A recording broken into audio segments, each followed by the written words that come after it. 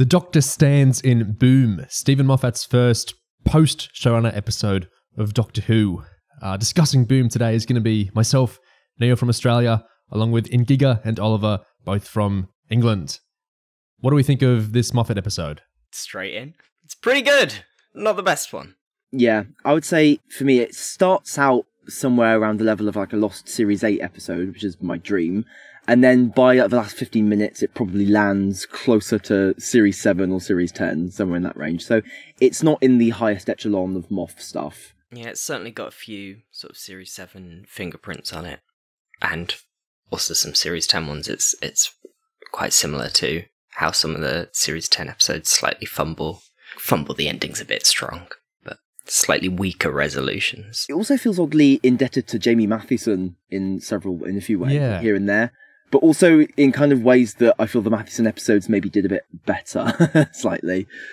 Yeah, certainly the big conceit and sort of thorough world building is very Oxygen or Mummy on the Orient Express. But those ones, I would say, are probably less interesting overall, but more structurally tight. This one's messy in sort of... It's a post-Moffat episode. It's after having written Inside Man and Dracula, which are messier works. And it's along that trajectory, I think. How do you think this plays where... So since Chibnall's era ended, it's been Russell. So the 360th Church, Space Babies, Devil's Chord. This is the first time the 15th Doctor is really being written by another creative voice, and it's a really, really strong creative voice. How do you think that plays? Now we're in this same very Russell-y era, but it's another person having a crack at it for once. Does this feel more like a Moffat episode, like that's a relic from his era, or does this feel like more like RTD1 when Moffat was playing with Russell's toys? How does that kind of thing feel to you guys? To me, it feels mostly indebted to the Moffat era. It feels like a one-off from the tail end of Moffat's run more than it feels like it fits in with the series so far. Obviously, it's continuous in terms of characters and themes, and there's plot elements that bleed over. But there's a lot of this that feels slightly discontinuous with the 6 Russell scripts beforehand. And those 6 Russell scripts are also very heavily pulling on the Moffat era in lots of ways. So this feels a bit like a reply to a reply, in a way. Yeah. I think like during Moffat's voice as like a Who writer and all his little concepts for Who became so clearly defined in a way that, far beyond what they were under RTD1, I think. Like Moffat's habits and stuff and his particular techniques with writing the Doctor became entrenched like to the degree of a billion.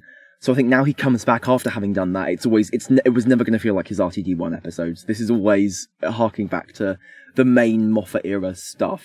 And it does feel like quite a break, I think, because just immediately the way the Doctor and the Companion kind of work, the kind of scenes they get together, it's like it's ever so slightly in another universe from the previous 5 or 6, however many episodes. I mean, there's one particular scene, but a few throughout, that feel very directly inspired by the Doctor-Companion relationships of Moffat's era.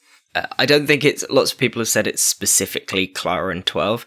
I'm not sure it's quite that, but it's very much the rules of a Moffat TARDIS team. I mean, I felt that scene where Ruby sort of refuses to throw the thing at 15. I felt that was very Clara and 12, actually. Like that just immediately. I mean, obviously Ruby was kind of evoking Clara there, but I could have sworn at any point in that scene one of them was going to say, "Do as you're told." I thought one of them was going to say that because that was the exact vibe. That idea of just this. I mean, I guess maybe you could almost see. I mean, you could see Amy kind of maybe doing something similar, or maybe even Bill. But I think that specific interplay of power and kind of the Doctor forbidding something and then ultimately having to give way, it just felt very evocative of 12 and Clara to me. Yeah, it's the directly disagreeing with somebody you love over something that matters a lot. It's very, very Moffat, and putting yourself in danger to save your best friend. Also very Moffat. It's not quite romantic tension in this one, but the sort of fizzing of the Doctor-Companion relationship in the way Ruby is getting closer and closer to the bomb, and the dancing to the music. It's all Yeah, very post-Moffat. The thing is, like, about that sequence, before we move on, I think it's Ruby insists on dying on her own terms if she's going to die. You know, she's not just going to be told to, you know, do this thing the way the Doctor wants that might end up blowing him up. You know, she in putting her life at risk, she's not just throwing it away or whatever. You know, she wants to actually, she's determined to have a degree of control if it means she's going to fucking die over this. I think that's why it is so Clara-ish. It's this insistence on going out a certain way if she's going to go out at all, or if this is going to blow up and go horribly wrong. She at least wants it to go like a way that she feels that there's a chance. Where he stands is where she falls. Yeah. 15 and Shooty reminded me so much of, I guess, the Moffat Doctors, mostly 12, but 11 a bit as well, when he's kind of monologuing to dead-ish Ruby and he's saying, do you get it? Do you get it? As he's explaining there's no actual enemy on the battlefield. That felt very evoking past Doctor to me. Yeah, very Heaven Sent specifically. Yeah. The inventing a companion or talking to a dead companion because the Doctor needs that to solve a problem, needs an audience to explain things to. I guess another big one on this kind of note is the President's wife, Moon, that whole thing. How did you guys react to that? I thought the reframing of that as something slightly different was really fascinating. And because he puts a different spin on it. In Series 9, it's sort of this apocryphal, maybe anecdote that might not even be accurate. We hear it from Missy, then we hear another version from the Doctor. Here, it's like a nursery rhyme, almost, something like that. Or I mean, maybe it's something the Doctor has composed himself, who knows. But the way that suddenly it's turned into a poem gives it this slightly different feel, but it's also not changed because it's always fundamentally something that we don't understand and we don't know about, this mysterious event. And, you know, trying to explain like the Moon and the President's wife would ruin it, right? It's because it's this strange, completely unfathomable mystery history is what makes it so magical sounding. And I think just Moffat's love of nursery rhymes goes back to the Smith era, but like doing it this way now with this bit of the Doctor's history is so fascinating. It just adds a different kind of magic to it, if that makes sense. Yeah. In Series 9, it's so carefully positioned, and Moffat's really, really good at this. It's so carefully positioned within the ambiguity where it's pulling on ideas, it's pulling on connections to other things. You can make links to who you think the president's wife or daughter is, and it's sort of suggesting things, but nothing anything like definitively. So when you reframe it like this, and it seems to me that it's sort of like the Doctor's singing a nursery rhyme about him based on the myth of him, which is an evocative thing for a character to do anyway. But then you frame that within the whole lost children and lost parents arc of the series. And again, it sort of nods very vaguely towards what that story might be. And Moffat's talked about the big thing you can never settle with the Doctor is why he left his family, what happened to them. And this feels like just sort of blowing in that direction, very gently, very vaguely. And you don't really, there's nothing definitive there to tell you what the story is, but that's where the Doctor's mind goes in a time like this, when he is so close to dying and it's right on the edge. Mind goes back to the beach and the Moon and the President's wife. And it's lovely and ambiguous. Yeah, he says that rhyme to calm himself down, and it's implied that this is something that's so like ingrained in him, like his automatic mantra that he goes to try and reduce his adrenaline levels and stuff. So just very casually, Moffat, it's this thing, this technique that really adds mystery to the Doctor when you just get him to do something that we don't understand, but that seems to come naturally to him. And I mean, you know, people have tried for a very long time to try and add more mystery to the Doctor. There's been all kinds of different ways of doing it. And it's really easy. I think Moffat kind of demonstrates all you have to do to make the Doctor mysterious is just have him do something that we don't quite understand, and then don't explain it. Just don't do it. You don't have to kind of go out with all these strange, like, elaborate kind of setups, or, you know, change everything we thought we knew. It can be something as small as this. And it's especially effective when, in the rest of the episode, the Doctor's a performing character. The whole point of what he's doing is all he can do is perform. And when he's trying to dismantle the war, and like you said, he's asking Ruby's body if she gets it, all of that he has to do for an audience. and that's the character he performs for the audience. And to make the most intimate moment just this little quiet thing that isn't for anybody except him. It's like that moment with Clara and 12 in the cloisters where we don't hear what they say. The character's so outgoing and so loud, and then to just put some of that privacy back to have them do something that isn't for anyone except themselves. That's a really simple, really effective way of cutting to the heart of the character. And I guess it might be the first time, or at least it's not something that happens very often. It might be the first time we get into 15's head like that at all, really. I think in the past few episodes with him, I mean, we've had some moments where maybe he's crying at something and we're sort of seeing like what flashbacks are going through his mind. But I guess something that's actually cutting this deeply, like putting him on the spot this much and seeing what his weird little habits are and what his, I guess, I just, seeing him exposed like this feels a bit different. And there's the layers to it, the sense of the first song the Doctor goes to being a war song, perhaps because this is a battlefield, but perhaps also because, you know, in Moffat's mythos, the Time War is very much wrapped up in the origins of the Doctor, and it all happened in the same room. So you're flashing back through all these leagues of the Doctor's life, all these different eras, and there's this thin thread running through them of this ambiguous origin. Feels slightly showy to me to do this with a gesture, with a flourish, with a little nursery rhyme, to bring in all this mythos and emotional heft that the other eras have spent, you know, epic story arcs trying to reintroduce. Yeah, is Moffat flexing at certain points in this episode? Like, haha, I have my whole thing that I did for several years. It's still there. You can't get rid of me that easy. I feel like there's a similar, all this Moon, President's Wife, invocation stuff, there's a similar kind of thing in there. In the Envision commentary, this starts off as the two showrunners and a producer going on about the politically correct Snow stuff that Russell seems to flip-flop on. But then they start getting into next of kin thing that goes on with the twisty ambulance and Ruby. Apparently the whole next of kin glitching like it's some kind of difficulty, I guess because it's been many thousands of years since Ruby was around.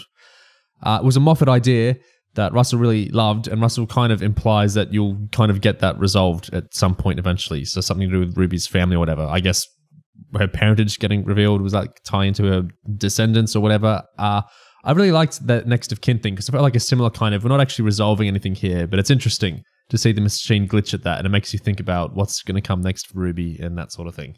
Yeah, like RCD asked Moffat to add in an arc scene, basically. Can you make it snow at one point? And can you have some mystery about Ruby? So Moffat did it that way, and pretty cleverly. I think it's a good example of how he weaves in the arc stuff to what's nominally a self-contained and completely separate script that's doing its own thing. I think it's just having the ambulance be the whoa, what's going on with Ruby thing, and also having the snow happen while Ruby is dying, I think is another good spin on the snow stuff. Not to mention that the ambulance is obviously the recurring twist. Yes, there's always a twist somewhere. There is something funny about Russell asking Moffat to include all these arc beats that are all quite similar, or at least rhyme with Moffat's own big arc beats. Yeah. Recurring face across space and time, snow that relates to your traumatic origins and that stops in the air, which is twice upon a time. Even the next of kin unknown is very similar to Amy's marriage status in Beast Below. Yeah. It's interesting to be revisiting those. There's the big thing so far, it's not the thing I most would have wanted to see inherited from the Moffat era, but so far over the last 7 episodes, very sort of Matt Smith era especially, sort of series arc teases and hints and mysteries. Yeah. Feels very Matt Smith. Snow that's memories that bleeds through from your past and follows you around is like a misremembered mismatch of Amy and Clara's stories. Do you feel, I totally agree. I'm not trying to frame this too negatively because I don't actually think about it too negatively, but do you feel any monkey's paw element of I really love how Moffat ran the show, and it sounds really cool that Russell's inheriting lots of Moffat stuff. Is there anything where you kind of feel like if you were to inherit any Moffat thing, I kind of wish it was something else rather than the things you are now playing with? Do you get any of that, or are you happy with everything that Russell's kind of pulling from Moffat's eras? I mean, we've talked about story arcs, but if there was... I kind of almost wish it was pulling a bit more from how Moffat did arcs, because how Moffat did arcs was, I mean, in series 5 and 6 particularly, we wouldn't just sort of have a tease every week. We would have shit go down, even like before the halfway point of the series. I mean, Time of Angels, Flesh and Stone turns into a huge arc thing. The arc takes over that story. I mean, series 6 obviously, but it doesn't even need saying. Series 6 goes so insane with the arc, like almost every other episode and so much. Whereas in this case, I think it does feel in this season basically otherwise self-contained episodes, but with a scene every week that's just sort of alluding to the stuff rather than progressing it very much. Yeah, it's very aesthetically similar to the Moffat arcs in the ways I was saying, but it's like you say, structurally it's actually much more similar to how Russell did arcs in inverted commas the first time around, where it's a lot of out of context information that it is enough to tease fans, but seriously, there will be no way of piecing it together before the finale. And it's more scattered. You know how, like, in Series 1, it was just Bad Wolf and like, The Rift and a couple of other things. But by Series 4, you've got bees and you've got planets. Yeah. You've got Rose, you've got all these lots of different things that all sort of come together in the finale, but in quite a... It's like a trail of breadcrumbs rather than an actual overarching story. It's sort of more like that with fairy tale vibes. I mean, in this year, RTD is just throwing the breadcrumbs at you in great handfuls, just tossing them at you. So here's the one who waits, here's Mrs. Flood, here's Susan Twist, here's Snow. I feel like in Series 5, we did get the cracks like at the end of most episodes, which is a kind of, oh, there's a thing, and then one day it'll recur. But Series 5 also had so many episodes where, like, we had Time of Angels and the Solarian episodes did huge story arc movements, and it just in general it felt like the episodes were more kind of serialized moving forward in a way. I actually feel like 2005 Series 1 was similar in some ways, and then I felt like it kind of moved back, at least in Series 2. The Saxon stuff maybe a little bit, because there was some Martha family stuff with that, but yeah, it almost feels like some of these new RTD2 episodes you could kind of air not out of order exactly, but in the old style of TV where you might miss a week and then come in or whatever, that would kind of make sense, because it's like, oh, they keep doing that arc tease every week, but I'm not truly lost if I didn't see Devil's Cord, which just feels kind of counterintuitive to me, but I feel like, am I focusing on uninteresting things here? I don't know. Yeah. You absolutely could watch these out of order so far, 100%. I mean, except maybe Space Babies, but like the other ones, like, yeah, sure. Yeah, like you say, Series 1 has the... people talk about the Bad Wolf stuff, but really Series 1 is about the sort of knock-on effects of interfering. Yeah. Each week you have the Doctor do something that comes back later in the series in a different space and time. Where here it's much more tease, rather than a developing story. The thing that I really would have wanted, and I'm sure there's still time, and I think 73 Yards will probably go in that direction, no spoilers, but the thing I feel missing from the Moffat era is the real companion focus. Yeah. The real centering of Ruby in the story, where even in this one, in Moffat's one, she gets knocked off. Yeah. Like 2/3 of the way through, gets pushed down a hill. That was... I guess Gig at least has kind of said similarly at the start. I was really clicking with the episode for maybe until that point, really, where Ruby tumbles down the hill. And then there was some issue. It wasn't just that she was out of action. Like, I guess inherently that's not a bad thing, maybe, but I feel like it's... I think Millie Gibson's kind of the star of the era. And I don't know. I didn't love... I loved the Doctor monologuing to her. I thought that was great. But the story started going a little bit pear-shaped. It's still very good, but I was getting clicked out a little bit by a couple of different things happening there. I don't mind Power of Love endings. I like closing time. Like I don't have this big aversion to Power of Love endings. That's not my really... my issue at all isn't that it's like, oh, hologram, dad, you love, and that love saves... My issue isn't that at all. My issue is I feel... I'm not comparing Moffat to Chibnall here, but you know how some episodes, everything coheres together beautifully at the end, and you're like, oh, all the subplots and the thematics, it's so fractal and everything's beautiful, and yay, let's cheer. I felt like this was the landmine episode. What did the landmine have to do with the ending? And then Ruby was like dead, and just things started disconnecting for me. Did you guys feel that as well? The landmine really drops out of the story in a really bizarre way. Yeah. It's not relevant to the actual conclusion. I mean, obviously he's still standing on the landmine and there's a countdown and stuff. But I mean, the rules of a Moffat story are that whatever the big threat is, it's the rules of that threat itself that that save the day in the end. You cleverly invert something. And you really, because there's so much set up about how the landmine works, you're really expecting something about how the landmine works to be the reason everything comes together and works out. And a clever little trick of the system. You sort of imagine going to the oxygen ending, that the Doctor threatens to explode the landmine on the basis that it will cost the Villengard Corporation too much, and it'll throw off their profit-making algorithm. But you can't do that, because that's the oxygen ending. Yeah. Yes, the episode would have ended very quickly if the algorithm could work out our deaths will be expensive from oxygen. Yes. You can't do that. Where I thought it was going is there was a lot of dialogue about how we can't save Ruby because she's not an Anglican. And the episode's playing so much with, does the Doctor is hypocritical? Does he have faith? Does he not have faith? I thought the beginning was going to be some sort of religious conversion, like the Doctor having to convince the mind, like he believes in Anglicanism or something. I thought we were trying to, because the episode's about the Doctor talking. I kind of felt like at least he's going to try and convince that Ruby's an Anglican. I thought that wouldn't necessarily be better, but that's where I thought it was going. The profit ending makes a lot of sense, but like Oliver said, it's been done. But what we got was dad skills with the hologram, and I'm not against the dad skill hologram. It just feels kind of irrelevant to so much else of the episode to me. Yeah, I think what kind of has happened here is that Moffat's starting idea for this episode is the Doctor stood on a landmine for the whole thing. And while that's that's a huge dramatic idea, it's not really like a world idea or even that much of a theme idea. So that kind of the world and themes have had to come. He's arrived at ones that will fit into that. Like it's almost like a jigsaw puzzle that he's kind of put together, like in reverse from that central element.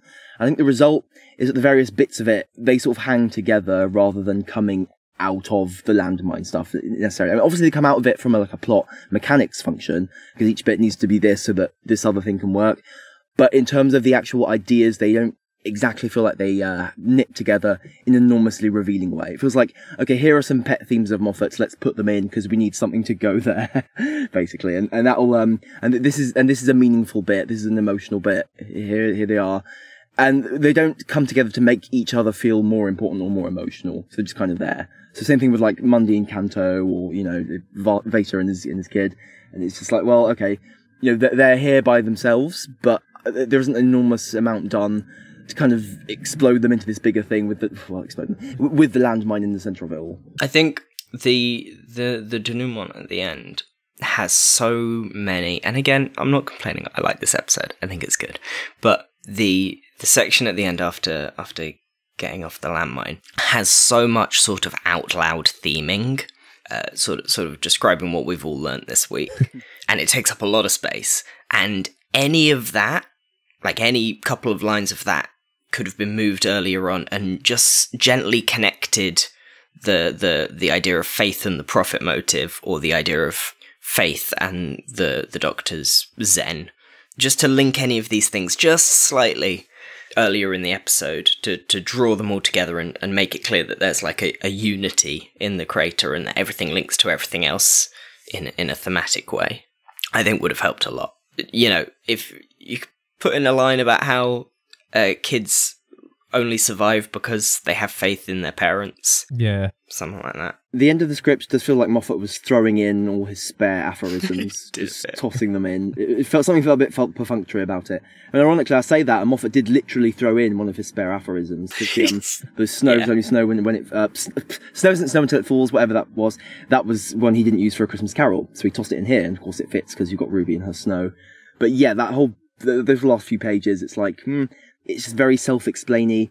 And at the moment the Doctor actually gets off the landmine and saves the day, and he has this big bubbly outburst, that feels overweighted a little bit, because it's like the script starts to sound a bit desperate to kind of pull off this thing it's just done with the whole Power of Love AI thing. So the Doctor makes like a dozen references to daddy power and parent power, woohoo, in the space of about like 5 seconds, and it just feels too much. You need a lighter touch, I think, to not sound desperate. I think you want to sound sincere is the thing, because this whole thing is supposed to be emotional and moving and heartfelt. And I think when you're just trying to like big yourself up, we did it, it just doesn't quite come off, in my opinion. There's another thing in that sequence that makes it clang poorly for me, and I don't know if it's really a solvable issue. The actor for Splice does a good job. They're good acting, everything, all that. No complaints about them. But as scripted, that feels like a 5-year-old or like a 4-year-old to me in the script. For the stuff like when like the child isn't recognizing that her dad's dead, like that kid actor looks too old to not be understanding that, look, you know how this world works. That's a hologram. Your dad's dead. And sounds too old. So at the end where the doctor's drumming around and dancing around, I feel like this kid looks lucid enough that they understand their dad's dead. It's kind of weird to be so cheery and syrupy when, hey, their dad's still dead. And I get at the end that Splice is like, well, you know, I'm super Anglican, so I'm 100% chill with dead dad because dad's still around in a creepy hologram twice upon a time invocation. Like in the back of my head during when he's dancing around, I'm like, this is weird. The dad is actually dead. The kid's right there. The kid looks older than 5. I don't know if it's solvable because I understand all the issues with hiring ages. Well, this season we had, you know, babies, so I understand it's tricky, but the kid's acting was totally fine. Nothing wrong with that. It's just the casting, I wonder if clanged a little bit with the script there and some of the staging of those sequences with her. I don't entirely agree about the kids' acting. I thought some of the line readings were weirdly flat. I mean, obviously it was a very awkward role because they have to juggle the thing of not really caring that dad's dead while also spending half the episode not quite internalizing that dad's even dead and kind of being really weird to the hologram. It was a very awkward role to play, but yeah, to be honest, I don't feel much about the character really cohered at all. And I think, you know, and if the issue is you can't hire like an actor young enough to play like this young character, then you just got to rewrite it and make him sound a bit more like older and more lucid. It's a very big cast for what is on paper like a chamber piece. Yeah. And that's obviously because more people keep arriving all the way through. It's that sort of tragic farce. It just keeps getting worse and worse, and that requires more moving components to be added into the equation to mix metaphors. But yeah, it ends up with most of them being quite thin. Mundy's pretty well developed, I think. But yeah, the kid doesn't actually have much to him, and the love interest guy. Kanto? Yeah. Is that his name? The love interest doesn't have much going on. There's the sort of cute bantery tattoo thing, but there's not much. I can't help feel it might have worked to just focus in on, say, Mundy and properly interrogate the idea of faith and go back to some of the soldier themes of the Moffat era more explicitly, rather than, you know, having 5 characters who don't get as much oxygen. See, Mundy and Kanto, their whole thing, what really annoyed me is you're going to have these characters from the Anglican faction, and you have this whole back and forth between this relationship between them, all these dialogues between them, and the whole resolution between them. And he doesn't take the opportunity to do anything with like the faith stuff at all, or anything about like what the Anglican soldiers are like, and you know, there's no actual dramatic pull there because it just seems like a really obvious opportunity to have there be some kind of reason that they can't talk to each other, like honestly or emotionally or properly about their feelings or whatever, to make it somehow tie in. You know, and you know, maybe there's something about the culture of the Anglicans that makes them like this or whatever. At the moment, it just feels like you could just drop those characters. You could just pluck those characters out of any other setting or any other story. They don't feel specific to this one, really, the way they interact. It just feels like Moffat treats these hapless, pining, nice men who are unappreciated by the women they're pining for as such a totemic aspect of the universe that he felt them worthy of inclusion here. And, you know, worthy of Kanto, his whole kind of passive-aggressive death message, like, it's okay that you don't love me back. I'm so noble, aren't I, for just being okay with that. Goodbye, I'm dead. Yeah, there was just like that. Yeah, that bit kind of pissed me off. I mean, it's not ep killing, but it was just like, why is this here? Like, I want to get back to the fucking landmine, please.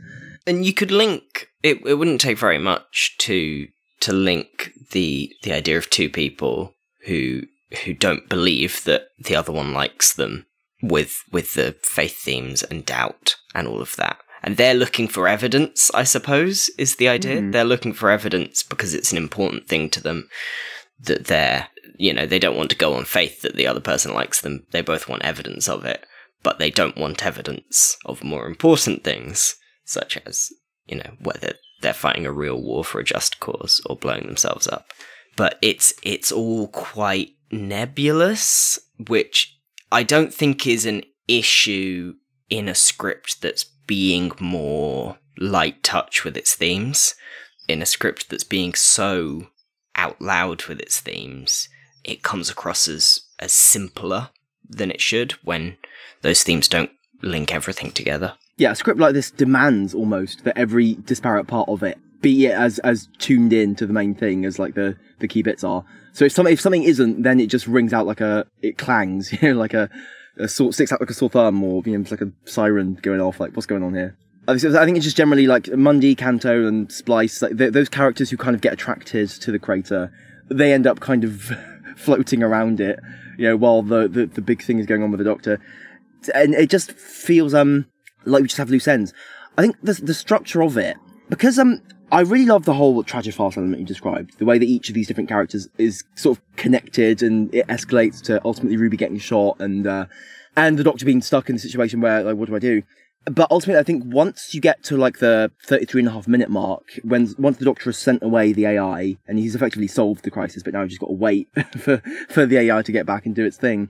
And that's the point where the whole structure, I guess, bit by bit sequence structure around escalating dread and tension with the landmine, it ends there effectively, well before the climax of the episode. So all the tension kind of drains out at that point, because sort of the Doctor doing his balancing act and nothing really happening anymore. We're just waiting for it to get back together. So I think it's frustrating that you build this whole episode around this tense situation with this landmine, and the structure is not actually does not actually continue that all the way through. It feels like it runs out of steam before we get to the finish line. I think Inside Man is the real go-to. Yeah, I don't know. Have you two seen Inside Man? Yeah. Yeah, we've seen Inside Man. Yeah, we've seen it. Too much.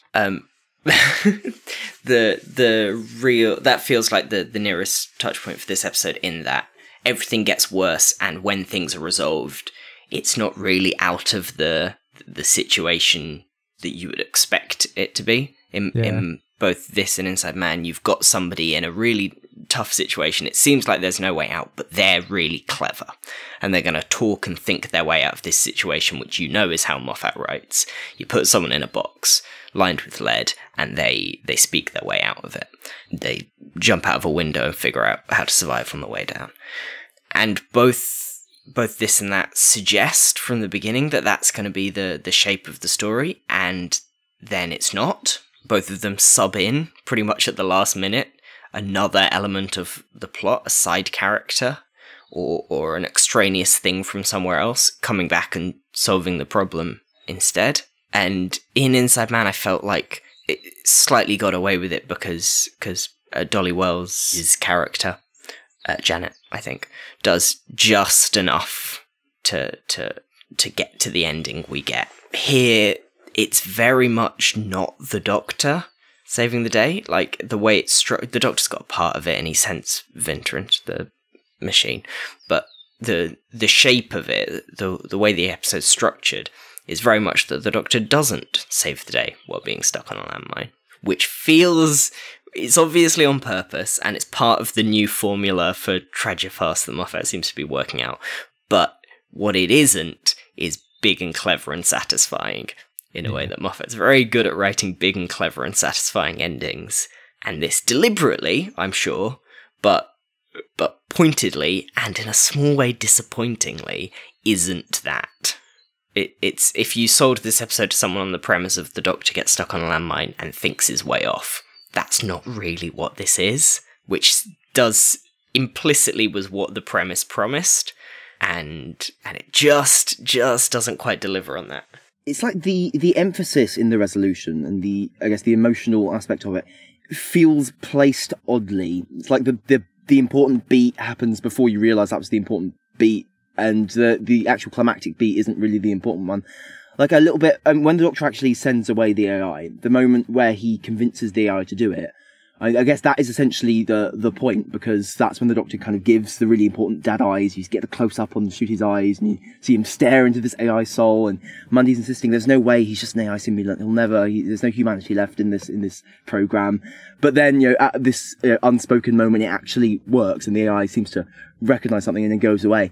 And that's kind of that's the crux of it. That's what sort of the important bit. That's what the Doctor does to save the day. That is kind of the magical moment when this AI awakens humanity in it. And then, like, a bit later on, what happens ultimately is that off screen, the AI has an even bigger moment of humanity, and off screen does this whole thing where suddenly, okay, actually now I'm going to become a hostile data virus and switch off the entire war and save the entire day and the entire planet, and that's all happening somewhere else, kind of like removed from us. But also when he comes back, we have this sort of back and forth of like, oh, he's a hostile data virus and he's been deleted. Just kidding, no he hasn't.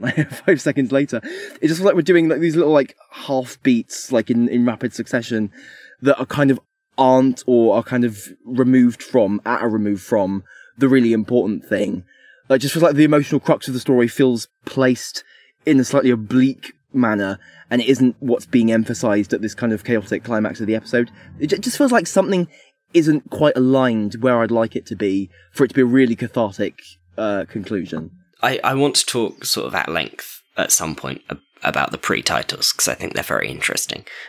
But there is certainly, just to touch on it briefly, the pre-titles are very much setting up Vinter as the secret lead.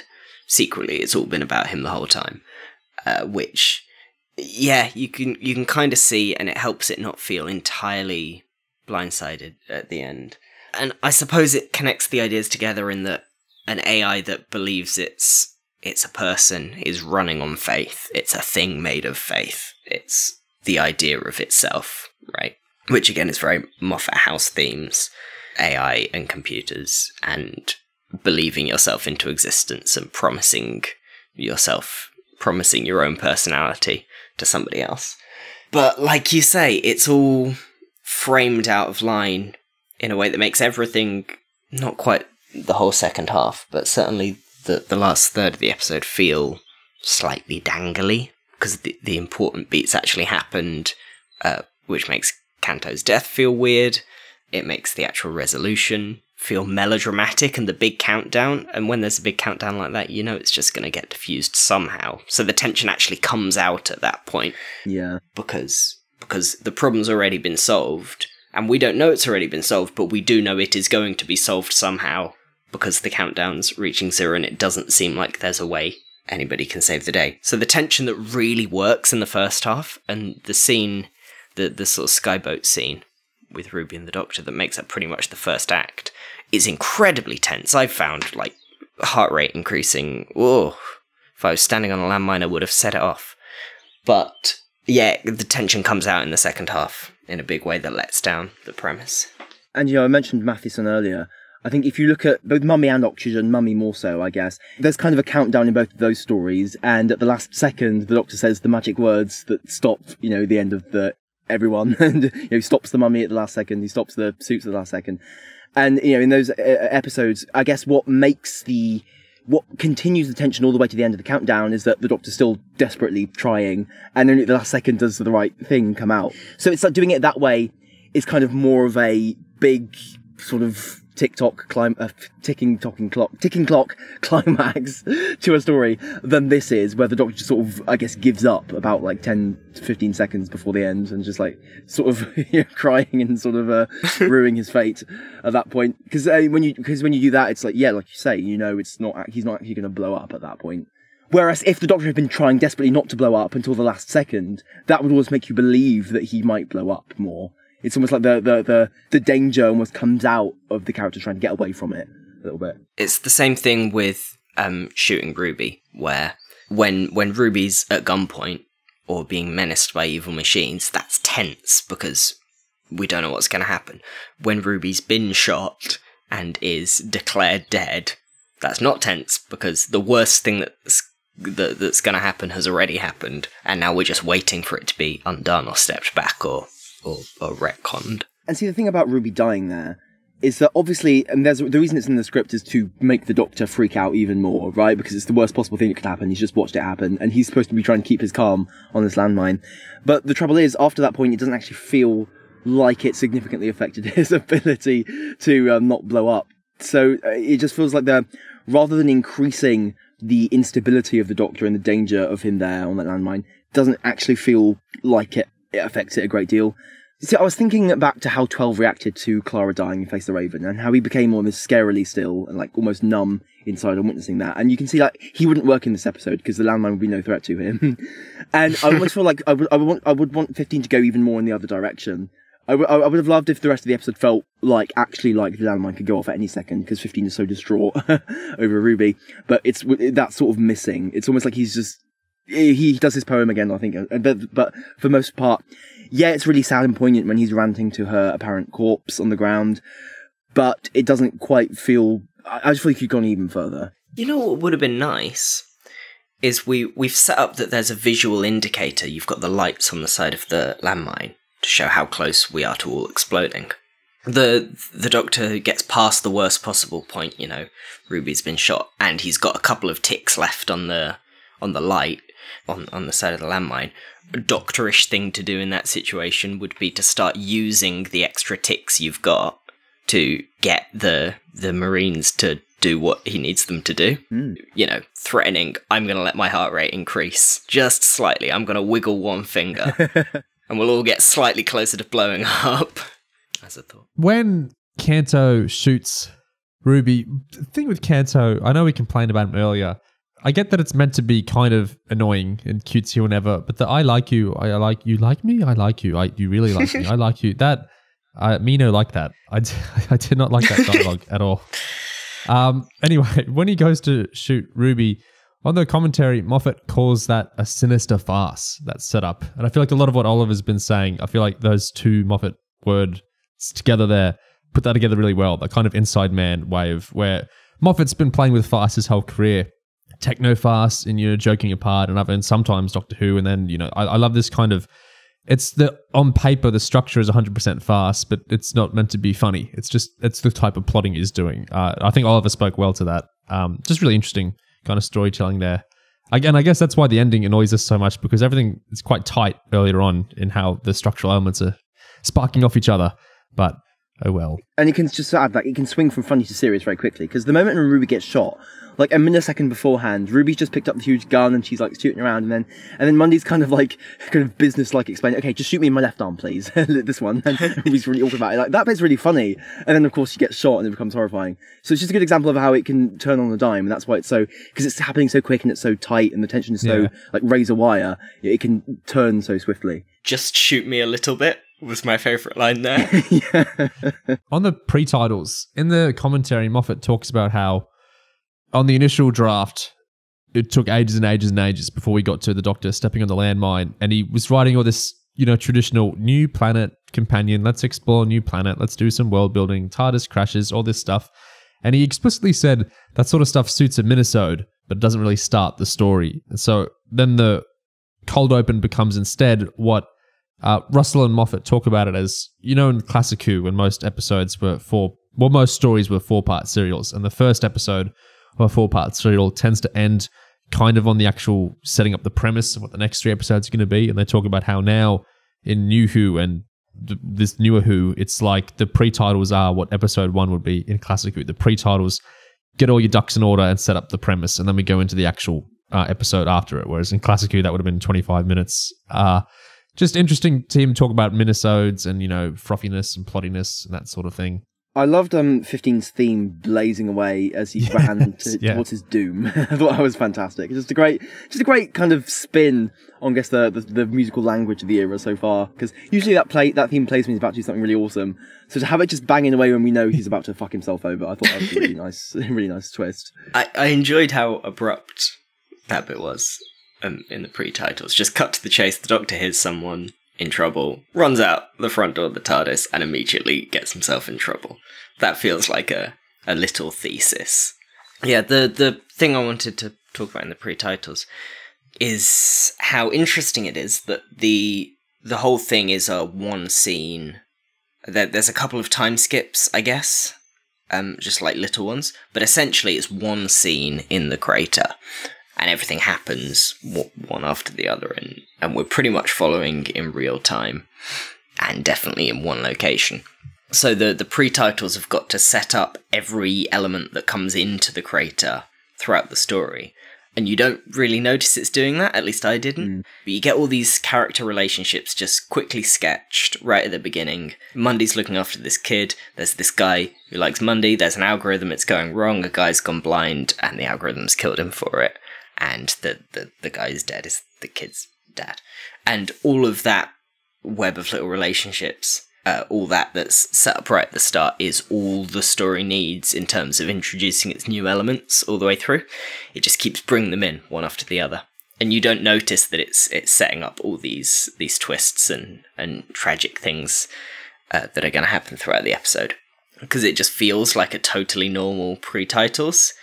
It doesn't feel like it's doing any special work, but it's doing the whole Act 1 setup just really subtly in a way I thought was pretty impressive. And it sets up a lot of the themes. You've got a really lovely bit that I think it sort of does set up the resolution, where Vinter says he can smell that the kid hasn't brushed her teeth through the comm system, which obviously he can't, but he's using intuition and other skills, dad skills, to do something that seems impossible and should be impossible, and he's doing it anyway, which is a sort of setup for at the end where he does the same thing. And it seems impossible that an AI would be able to do that, but dad skills, it can. So yeah, it's very, very effectively plotted little 2-minute sequence that brings everything else in. And I liked that they actually built a big old location set for it. It looks pretty good.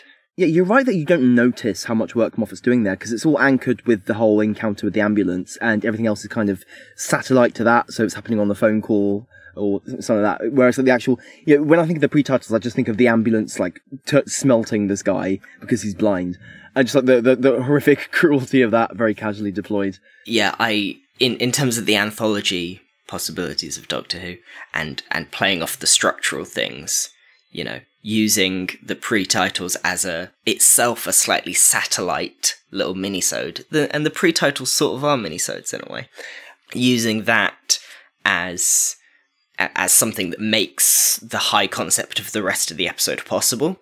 The rest of the episode wouldn't work. You'd need to cut away from the creator to set things up. But because we've got the pre-titles, we don't have to do that, so it makes the higher concept of the episode possible by front-loading this information, which I thought was neat use of format. This feels very of akin with Listen and Heaven Sent and Extremis in terms of the late-stage, showy-offy, big idea, do it all the way through Moffat scripts. On showy-offiness, you brought up the fake quarry of the episode. There's a lot of visual stuff here that's interesting. I don't mean the thing you think I mean. I don't mean the LED wall. I mean the priest's costume at the start with the bandages over his eyes and the collar, and then the war, the soldier costume. That's a really cool design. That is a really, really striking design. That is a very memorable design. Good work, Doctor Who. That is that promo image of him there. It looked fantastic. It could have come from. It's a very striking image. It's really cool to see Doctor Who come up with a really strong design there. I know most of all the behind-the-scenes stuff has been very congratulatory on other visual elements of the episodes, but I feel like this is an episode to talk about the costumes a little bit, because I feel like there's some really cool costuming in here. But what they tend to talk about, Moffat and Russell and everyone else, is look at we didn't use a real quarry, we built a quarry. Isn't that cool? It was raining outside when we filmed this, so it would have been tricky in a real quarry, but we built a really, really good-looking fake quarry. And yeah, it looks good. That's cool. And then they're really impressed with the LED wall. This LED wall stuff, I'm not going to do a smoke and mirrors pun, but I feel like all the stuff we get about LED walls, because Disney pump out endless with our volume we are doing. This is nothing like green screen, and we're doing blah blah blah blah. They pump it up all the time. And I feel like there's a big thing about these that always gets hidden, and they don't actually talk about. What they sell to people in these videos is the idea that it's all in camera. So what the actors see, you see, and what we're seeing there is what. But that's not really how. Sometimes, but I don't think people get. They still composite out the backgrounds, with the regular green screen, and then they put in a different background later. The stuff there is for reflection and for lighting and whatnot. But it's not like the camera is it's not like what they capture in the camera there is then what is everything we get in the actual final episode. A lot of that gets comped out and changed. I know I've read about some of the Star Wars shows and whatnot where pretty much most of it ends up being changed there. So I know Matt Smith, to bring it to Doctor Who, talked about on House of the Dragon, he didn't really like him because when he's like flying a dragon, it's so disorienting for him to see the sky around him because remember all the angles are for the camera. And so they always talk up with for the actor, the immersion is unparalleled, but the actor isn't standing where the camera stands. So for the actor, they're getting this very warped, strange vision a lot of the time because the angles are all perfect for the camera. So for the actor, I mean, yes, you have red shining on you instead of, a green screen or whatever, but it's I feel like so much discussion about LED wars is people just parroting like Disney or like volume marketing, which I find kind of annoying. And so I liked a lot of how it was used this episode, but I kind of roll my eyes when I see people are kind of having these same conversations with each other that are like paid for YouTube comment sections from like Disney videos or whatever. But anyway, I thought it looked pretty good. The war stuff for the smoky bits of the episode. I think in the commentary they're talking up like the ending shots of some of the most beautiful stuff in Doctor Who, and I thought those were some of the worst looking parts of the episode when they're looking out at the horizon, and I thought, well, that really doesn't look great. But ugly. The showrunners seemed happy with it. What did you guys think of the quarry and the background and all that sort of visual stuff? Expensive, isn't it? Yeah, it looks okay. I understand the practical necessity, and oftentimes it looks very good. And it helps, I suppose. It's a clever use of staging that the whole thing is set in the ground, a little bit under, so you're not actually looking at the horizon line for the whole thing. Yeah. Which is helpful because, it looks good in parts and there's lots of stills that are really impressive, but overall it feels soundstagey to me. Yeah. It's confined. Very much, yeah. Where the TARDIS is parked and it's right up against the LED screen. Yeah. And they just took like 3 panels out of the screen and put the back projection of the TARDIS on that. Which is cool in that I love a good TARDIS back projection. That's my favourite effect in Doctor Who. It's always good when they do it properly. But that looks like the TARDIS is parked up against a big matte painting. Yeah. Yeah. There's a really clear line on the floor where the real set ends and the fake generated image begins. And yeah, for a lot of the episode, like you say, especially at the end, it looks a little bit ugly. Yeah, it looks like shit. Yeah, not a fan.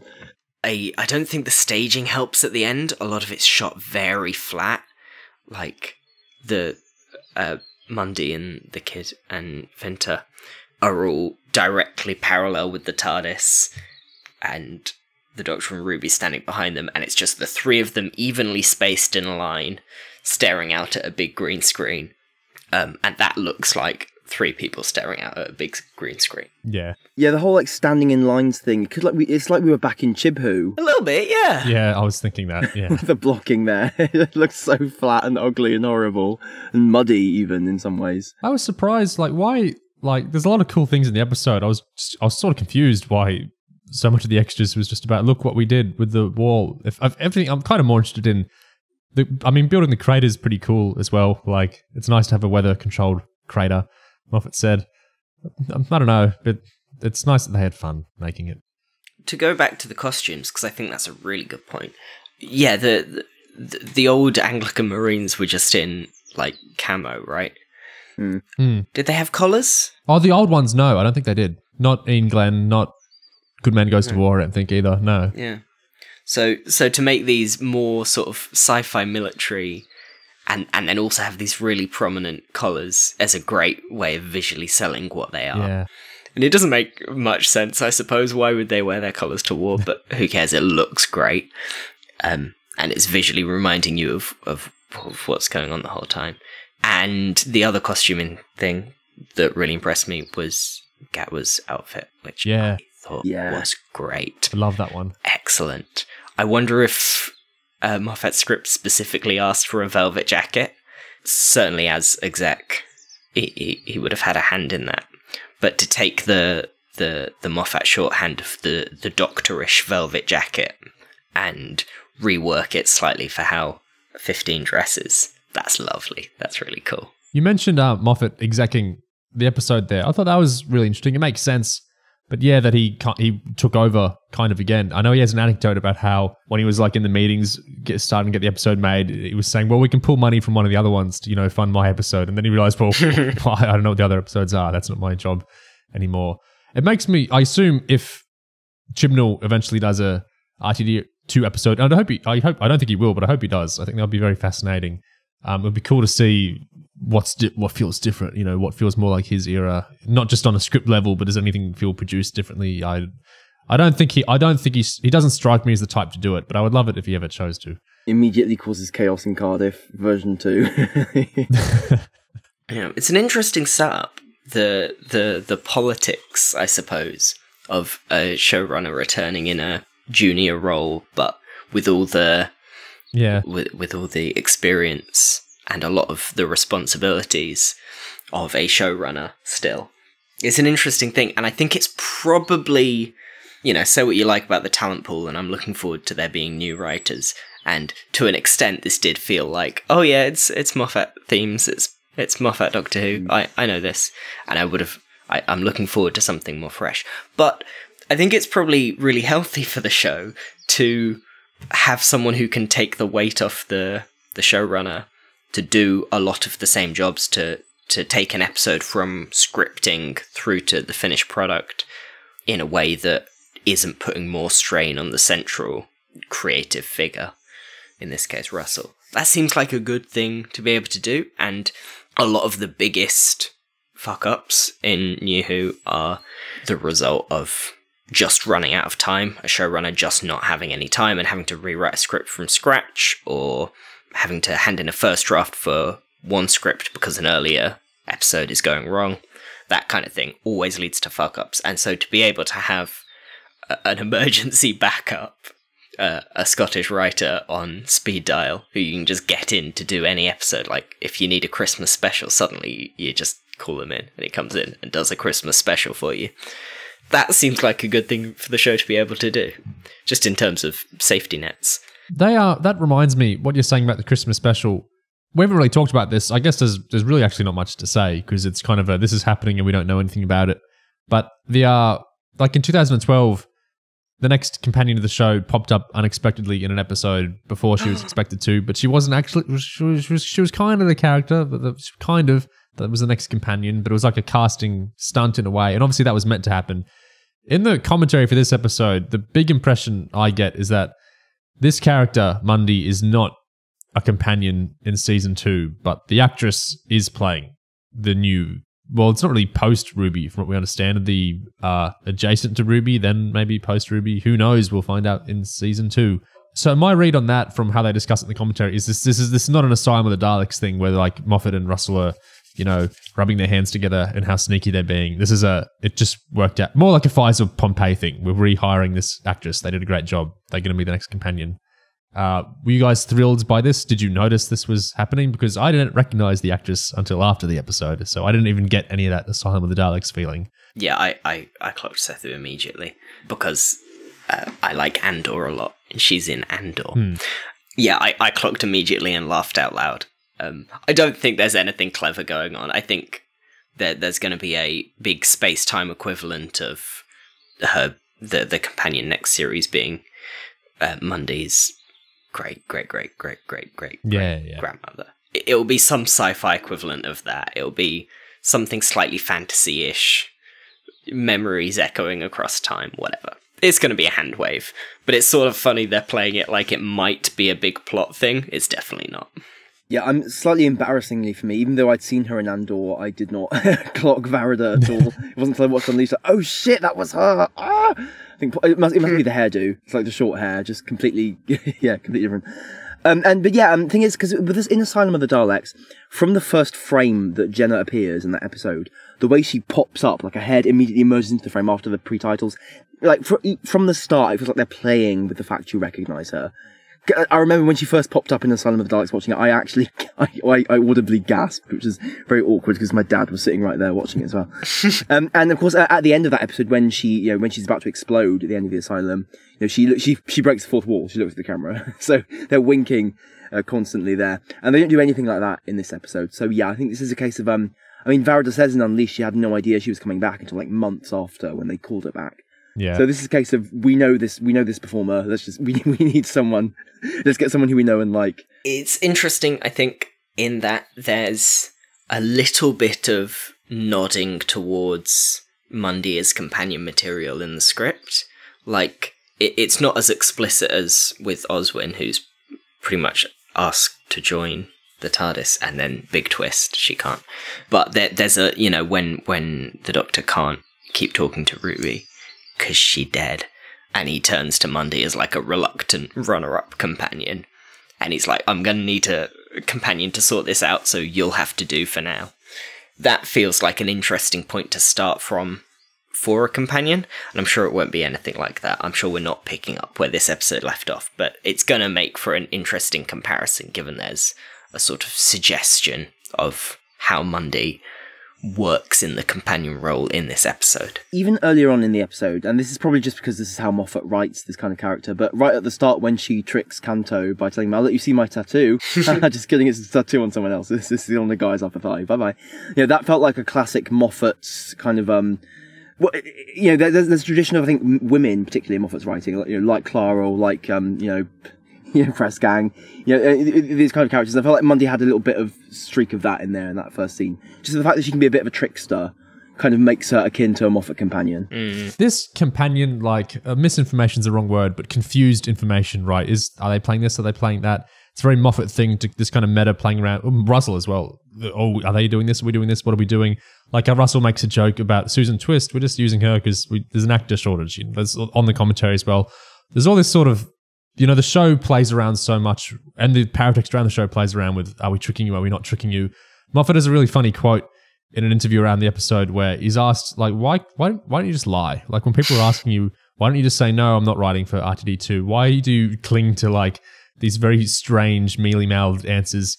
And he basically just says, but lying, you can't just, that's boring. You can't just lie. What are you doing? It seems very dull to lie. You need to be a little more hooked in than that, which I really appreciate. On that note, this is such a nothingy thing, but on the commentary, a large part of the commentary is about the childhood of the non-showrunner guy there, Joel Collins, who's another one of the producers, who has family connections, which meant he was on set for Classic Who all the time, including Brandon Morbius and all that sort of thing. And he brings up in passing at one point about Pertwee's Burgers, like John Pertwee's burger restaurant or something like that.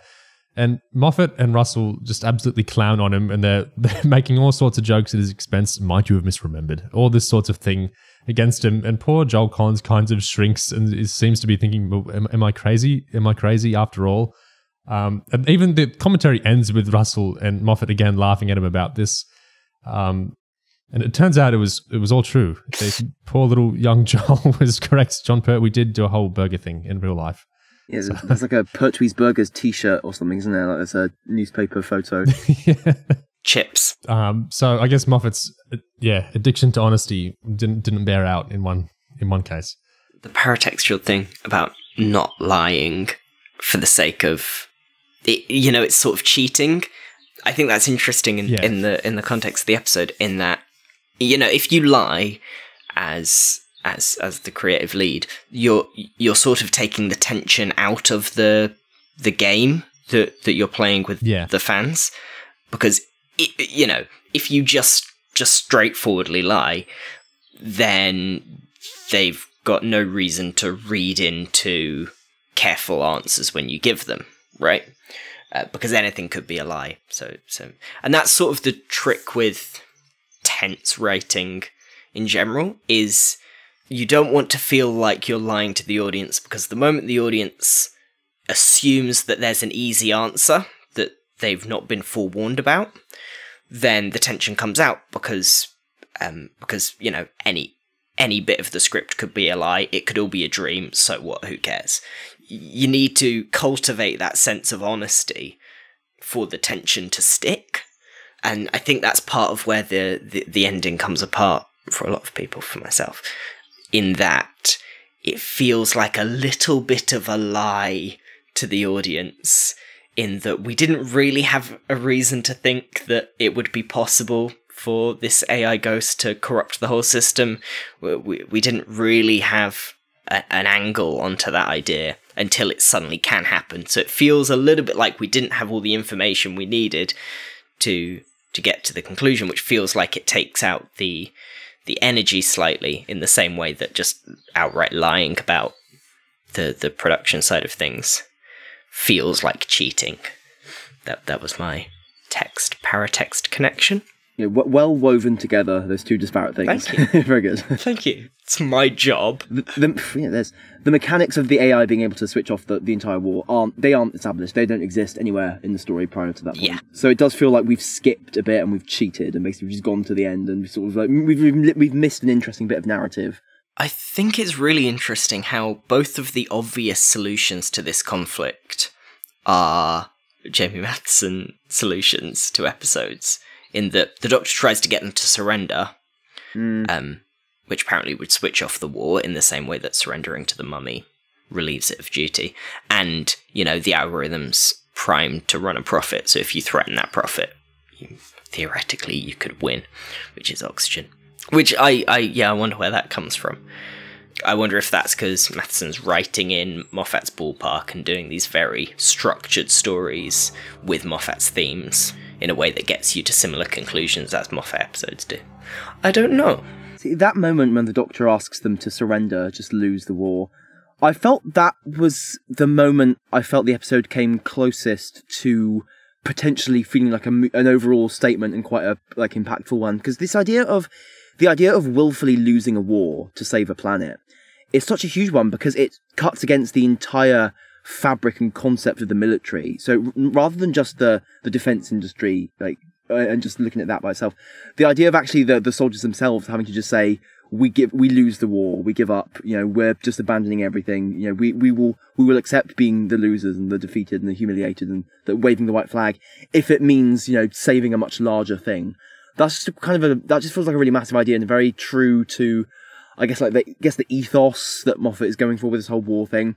So when ultimately the resolution kind of doesn't have anything to do with that, it just feels like we've averted from a potentially almost more spiritually profound direction or destination for the story. We've kind of veered off into the whole AI dad power kind of thing. Maybe Matheson used up all the cool resolutions already, so Moffat was stuck with the leftovers. Yeah, shouting at a bunch of 2D guys. That would have solved this one as well. I wonder if either of you caught on the surrendering beat on that little sequence. There's the ADR's fine, but a really poor ADR decision there, where Mundy says she won't surrender. The Doctor says surrender. She goes, no, right? Show me proof. And then it cuts away to another thing, and the ADR line that Mundy has is, I need proof because I don't have the authority, the bishop has the authority, and the bishop will need proof. So there's a little explanation added in that actually it's not Mundy who needs proof, it's the higher-ups who need proof. And I think that is a real bad decision. I think that's a real shame, because without that ADR line, it's, maybe it's part of the organisation, and maybe it is because she needs proof to the bishop. But the main read of that line in and of itself is Mundy literally has so much faith, she's not willing to do the thing that would save everyone's life because it would be an undermining of her belief. And that's meaty and interesting and complicated. And adding in a little explanation that it's actually a logistical thing and she'll need evidence for somebody else in an ADR line makes that much less interesting. It makes it less about her and more about plot mechanics and things like that, in a way that I didn't like. I thought that was a bad ADR decision, and there's a few of them in this episode. That one feels like almost a consequence of where the plot ends up going, because I think to have a huge thing be like, well, it all hinges on Mundy's faith and proving something to Mundy. I mean, ultimately that's not where it goes at all, because the story doesn't hinge on that at all. In the end, it ends up not mattering whether she believes it or not. So I guess maybe that's why they kind of change the emphasis there and make it less Mundy's fault and kind of make it more the whole, I guess, bishop, papal mainframe kind of institution. Because ultimately it's a minor, obviously it's a plot point, but it's not, it's it's not a huge pivotal like bit of the episode. I guess that's why they de-emphasized it so much with the whole, just passing the buck upwards. And again, like you say, that whole bit, it is averting the much meatier and kind of almost like more dramatic stakes, more high stakes kind of route for the episode in favour of the other one. Yeah, things get quite plotty towards the end. I liked, and it's interesting because I find it more complicated in the God complex, which, you know, this is quite explicitly related to, in that Moffat tried to pitch the God complex to RTD. So this is clearly sort of coming from the same place as the idea for that episode. I quite liked how Faith was handled in this one, in a way that I like the God complex, actually. I think it's a good episode. But the handling of Faith is sort of appalling. It's a little bit... There's a lot of choices in that episode that I don't like. Here I did actually quite like it overall. The barrels are pointed in the right direction, and there's enough cushioning around it that the Doctor can really go off. Like, you can have a full diatribe against the dangers of Faith without it being overall like a condemnation of anybody with Faith, which I like. And also I think the episode could have gone slightly further. I like the idea of the Doctor having to diffuse a war by diffusing a ideology, having to take apart an ideology on the spot and explain why the war's fake. It's a good setup for a Doctor Who conclusion. The Faith stuff, Moffat, I've read like all the interviews about this episode, and he kind of says the same thing in each one. But it's through the Nerdist, they asked him about the Faith stuff, and he made one of those Moffat answers where I'm like, this sounds insane. I don't quite agree with your answer. I feel like I understand your episode more than you, Moffat. Or I feel like what I really think happens is he's being very... It's like he kind of takes his foot off the accelerator in the interviews and he puts his foot on the accelerator in the episode, if that makes sense. Who knows? It's pointless psychoanalyzing him. But what he says about Faith is the episode, it's not me making some great meditation on Faith. I don't have one. But the Doctor is interesting when it comes to Faith. Because he's always, as he was in the Time of Angels with Father Octavian, quite disparaging of it, except he's got faith in so many things. His faith is order to the universe, the truth and beauty are the same thing, that'll all make sense in the end. He has faith in those things, so when he disparages faith, he's a complete hypocrite. Equally, when he disparages soldiers for their profession, he conveniently forgets he's the finest warrior in the universe. As I keep saying, all loathing is self-loathing. So he's interesting in that subject. He comes to love Mundy, of course, and he actually respects her faith. I'm worried when people ask why Faith is part of the episode that they think I'm disparaging it. I'm not disparaging it at all. I don't think the Doctor is right about everything. I don't think he is. I think he's crazy and he's got a slight fantasy about himself. He always says, I just wander and explore. And you want to say, no, you look at the nearest fight, run into the middle of it and decide who should win. That's who you are. You're not just looking at the fairy lights. So I think it's interesting to place him in that world. It also allows Ruby to see that he's nuts and he's a terrifying man, and you need to know that about the Doctor if you're going to be his best friend. End quote. There's other interviews where they're like saying, are you making some statement on capitalism? And he's like, oh, perish the thought. You know, this could be a pro-capitalism episode. You know, but he backs off a lot when people like get him on. What are you trying to say here? But it's interesting how he keeps... Like he really pushes hard. I'm not insulting Faith. There's no insulting of Faith. You know, this is it's pro-Faith. I'm not even saying much about Faith at all. I think the episode is, and I think in a cool way. Like, but how do you guys feel? Like, I love the spiky Doctor, you know, screw this Faith stuff. I know at the end he's a bit more mitigating, and he's like, well, we all need some Faith, yeah. But I think Shooty shines, and it really he really feels like the Doctor in the moments where he's getting very spiky about all this Faith stuff. And it's, you know, kind of the whole premise of the episode. Moffat talks about why to use the clerics. It's because to have soldiers fighting an enemy that's not actually there is really absurd. Like, what kind of soldier is going to possibly keep fighting if they can't see the enemy? They need to be insane, so they need to be religious, so they need to, you know, be fighting based on faith. You know, I feel like he's kind of cutting against his premise when he says, no, this is very pro-religion or pro-faith or whatever. Like, I don't know. Well, I guess the distinction there is the nature of what you have faith in, because we will say, well, the Doctor has faith, but then you elaborate that and says, well, he has faith in all these other things. So the Doctor doesn't have faith in like a god telling him who to kill or anything like that. So essentially, like, faith is almost defined by the nature of what it is you're putting your faith in. I mean, this is what makes a story like Curse of Fenric so interesting. The characters have faith in different things, and that has different outcomes in terms of like, how it relates to their own place in relations of power, and like, their own like self-belief and the belief in their comrades and stuff like that. Blah blah blah. I'm not going to go in a Fenric rant here. So I think when we talk about this episode in terms of, well, faith is just a flat thing, obviously that doesn't quite work. Because I guess the reason the Doctor is encouraging of Splice at the end is that Splice has faith that, you know, the father is still with her. And that's a completely different thing to, I have faith that I'm shooting my gun in the right direction. That's a very different thing. And I think maybe the fudginess of it is that within this whole story, the setting, we don't really get very much into the nature of the papal mainframe, the Anglican cleric church army, like why are they doing this, what it's about. I mean, there's a sort of a hand wave, like a glib allusion to it. This is what the church does, okay? For most of your history, the church has been bound up in violence in some way. That's a real thing that we're borrowing from history and just kind of expanding it a little bit. But we sort of, I would say the episode kind of weirdly strays away from attacking like the church itself. I mean, it goes after like faith, but like ultimately it focuses more on this scam being perpetrated upon them by the defense industry, by Villengard or Villengard, as the Doctor pronounces it in the story.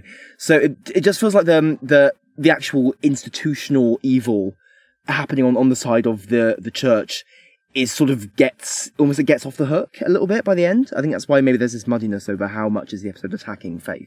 There's an interesting sort of sleight of hand, I think, where most of the episode runs along, and the Doctor at least is certainly fairly critical of this kind of faith.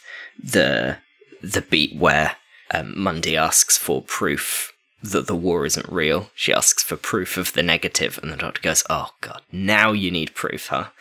That's biting, and I think really effective.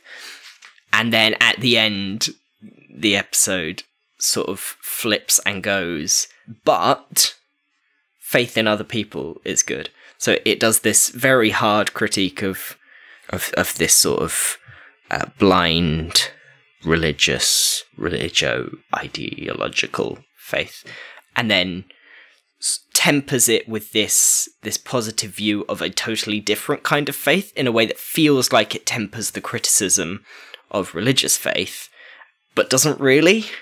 It doesn't actually take back anything that the Doctor said.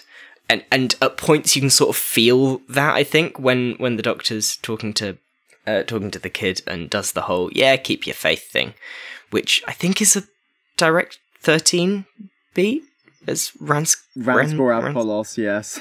Yeah, that's how you say that title.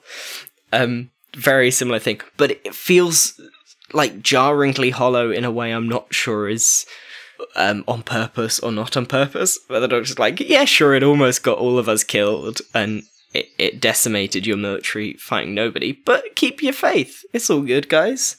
There's the sort of shape of an antithesis of taking it back slightly and compromising on the Doctor's worldview at the end, but not really. Like, the Doctor doesn't really actually learn he does have a kind of faith. That's not really where the story ends up. It ends with the Doctor going, well, I guess you can keep your faith. I guess that's fine. And then he leaves. Yeah, that fudging of two things that are kind of separate but just have the same name. Like, they're both called faith, even though they're kind of separate things. Yeah. That kind of, that's not the only time that kind of thing happens in the episode. Not to sidetrack, because I'm sure we'll get onto this later, but I think, this idea of like AI, that's so it's often such a theme of this episode. AI. But you have the death algorithm run by the weapons company, and you have these AI recreations of consciousness, which the former kind of exists in real life, the latter does not, I would say, at least at present. And those are kind of such, they're both computers, but they're such separate things, and it feels trying to treat them like one thing is kind of pretending you have thematic unity when you actually don't. So I think it's kind of happening in more than one place in this episode. Yeah, the hologram dad, I like all the faiths, the ending, like, oh, he's waving and saluting. Hologram dad, you'll take care of daughter, yay, happy.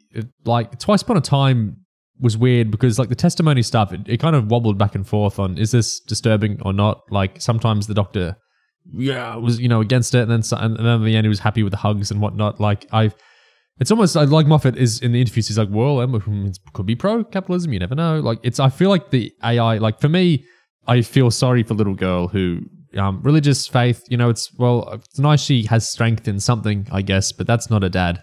I know he dad skills away the villain guard stuff, but that's a hologram with antelope photos. It feels frayed to me, all that stuff. Antelope felt like it was going to be more of a thing than it was.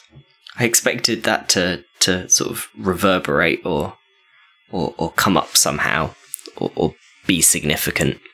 The antelope thing. I think that was one of the worst episodes at the moment for me, was when all the shit was going down and Splice was like, oh, antelope, and was like looking at the hologram antelope photo in the middle of like all that drama.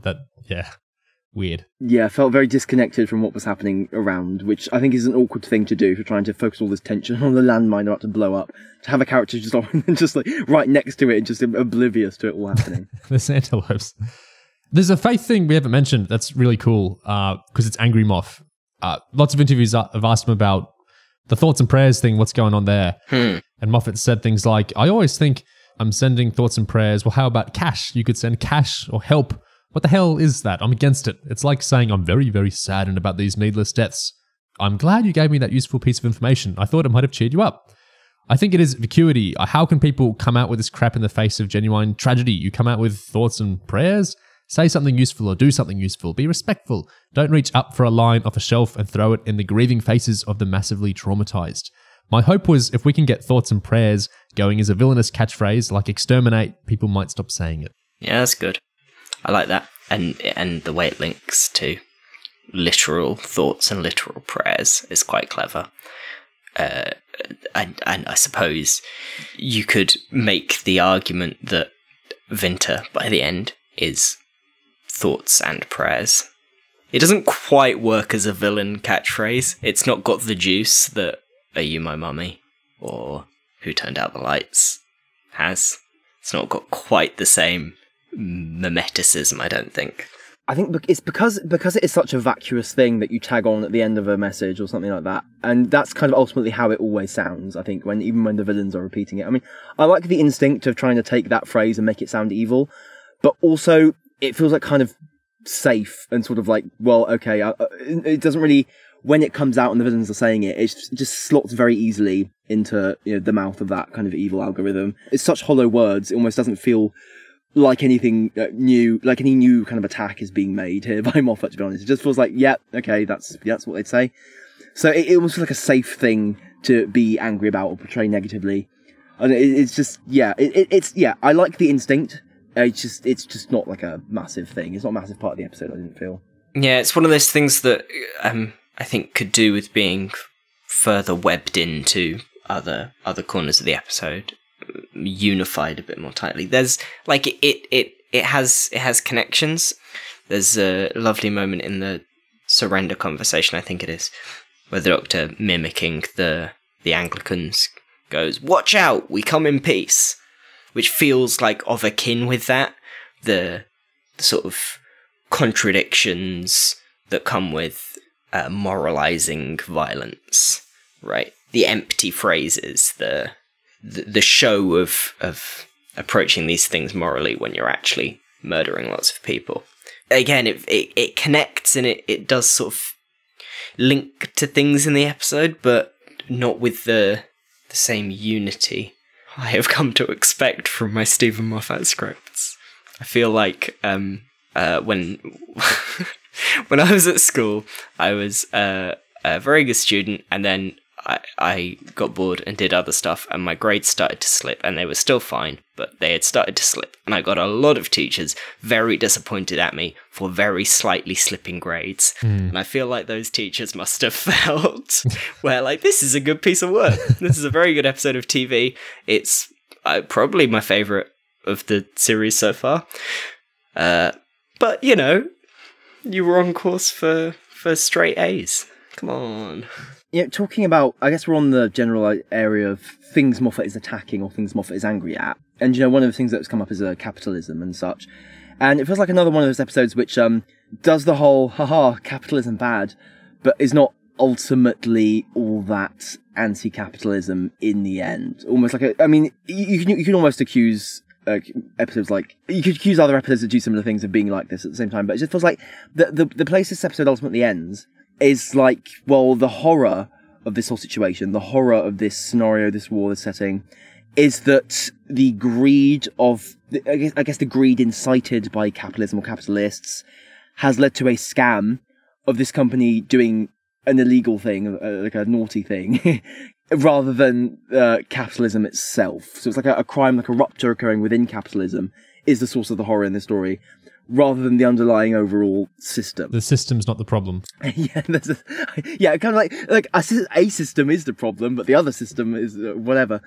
I like the line about showrooms and LEDs on the landmine kind of playing well to salesmen. That was fun, and that almost felt like a more real swipe at capitalism than like the rest of the episode almost. But it's just like when I think about like what is actually happening here, what you've got this defense company, Villain Guard, that is creating fake wars to basically throw the soldiers of this army into a grinder to maintain its bottom line. So the moral of the story is that the avarice of the weapons industry is such that it would do that to soldiers, to an army.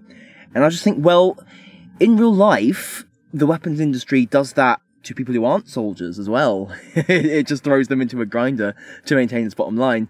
So the difference here is that soldiers on one side of this entity that I guess is trying to colonize planets? So when it went to this empty planet and declared it comes in peace, is it trying to expand, take over planets, like even empty ones, whatever? And basically the soldiers of this force have just been thrown into a grinder. They've been conned. They're just dying to nothing. They're being killed. And they're essentially the only victims of this war, I guess, and them and their families, of course, I guess, if they get dragged into it like Splice did. And it just feels like, well, it just feels like this seems to avoid being an actual attack on the horrors of war as they exist in real life. It just feels like we've avoided a real attack on imperialism or the nature of asymmetrical wars or like colonial wars or anything like that. And instead we've got like, okay, soldiers being killed by their own machinery.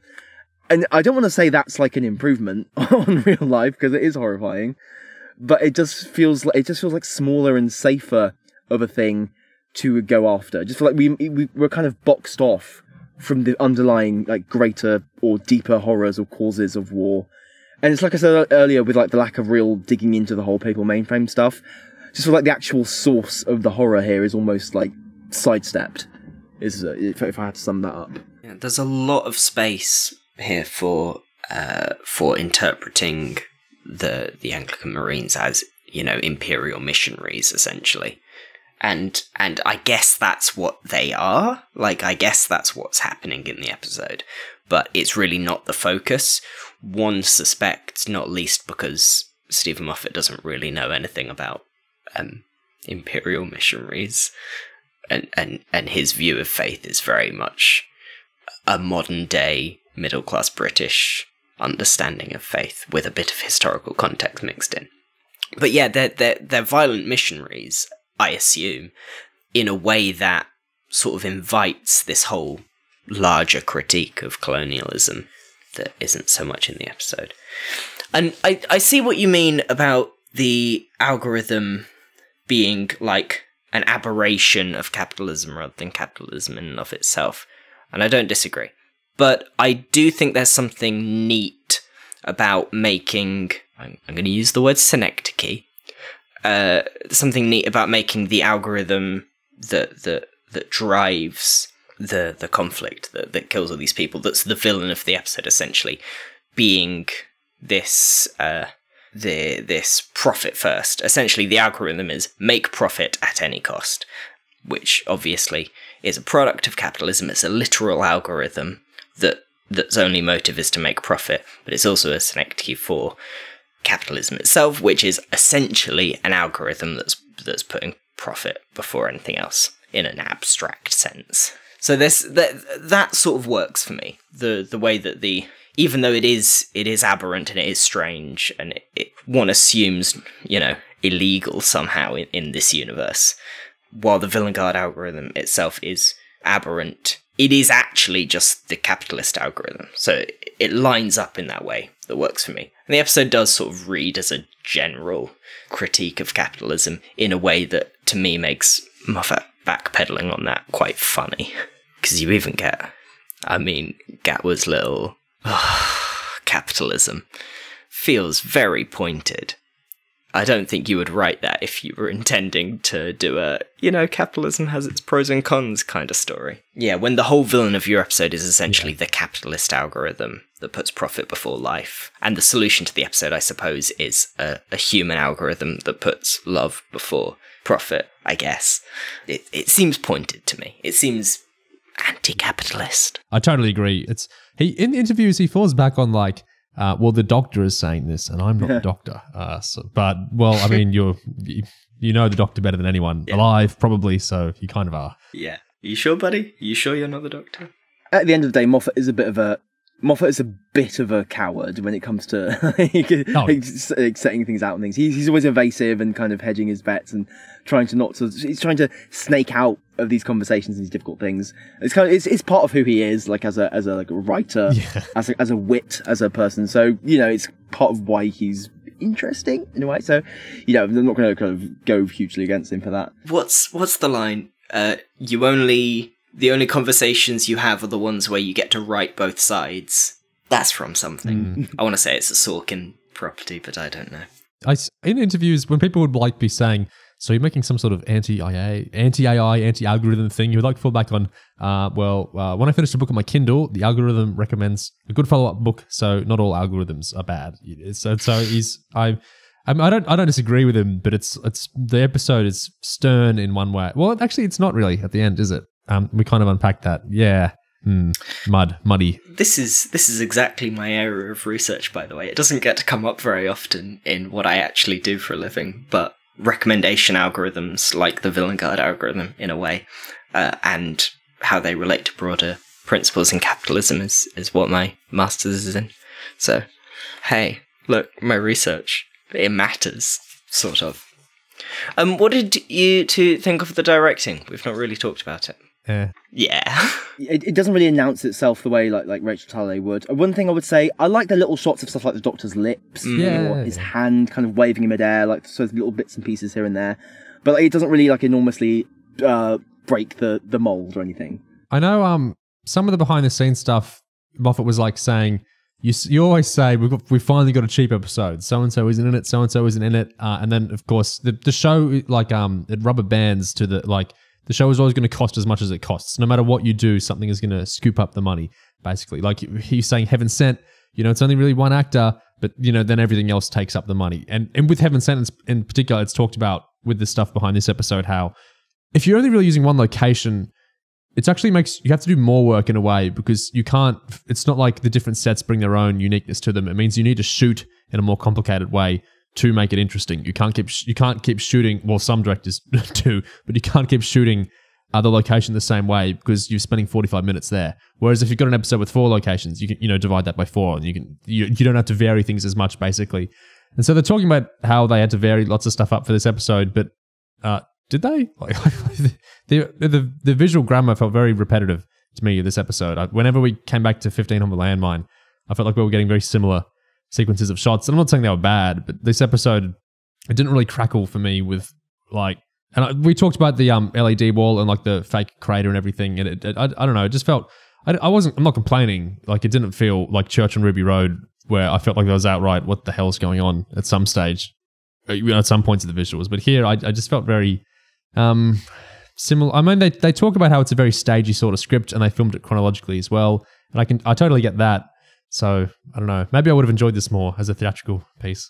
I did think that watching it through the second time for this, I really got the impression that the direction was sort of thrown under a bus in favour of the performance. Or at least the sort of visual direction gave way to the performance in a lot of ways. Because I think the performances are pretty great, especially from Gatwa and Gibson. I liked a lot. Did you not? No, I did.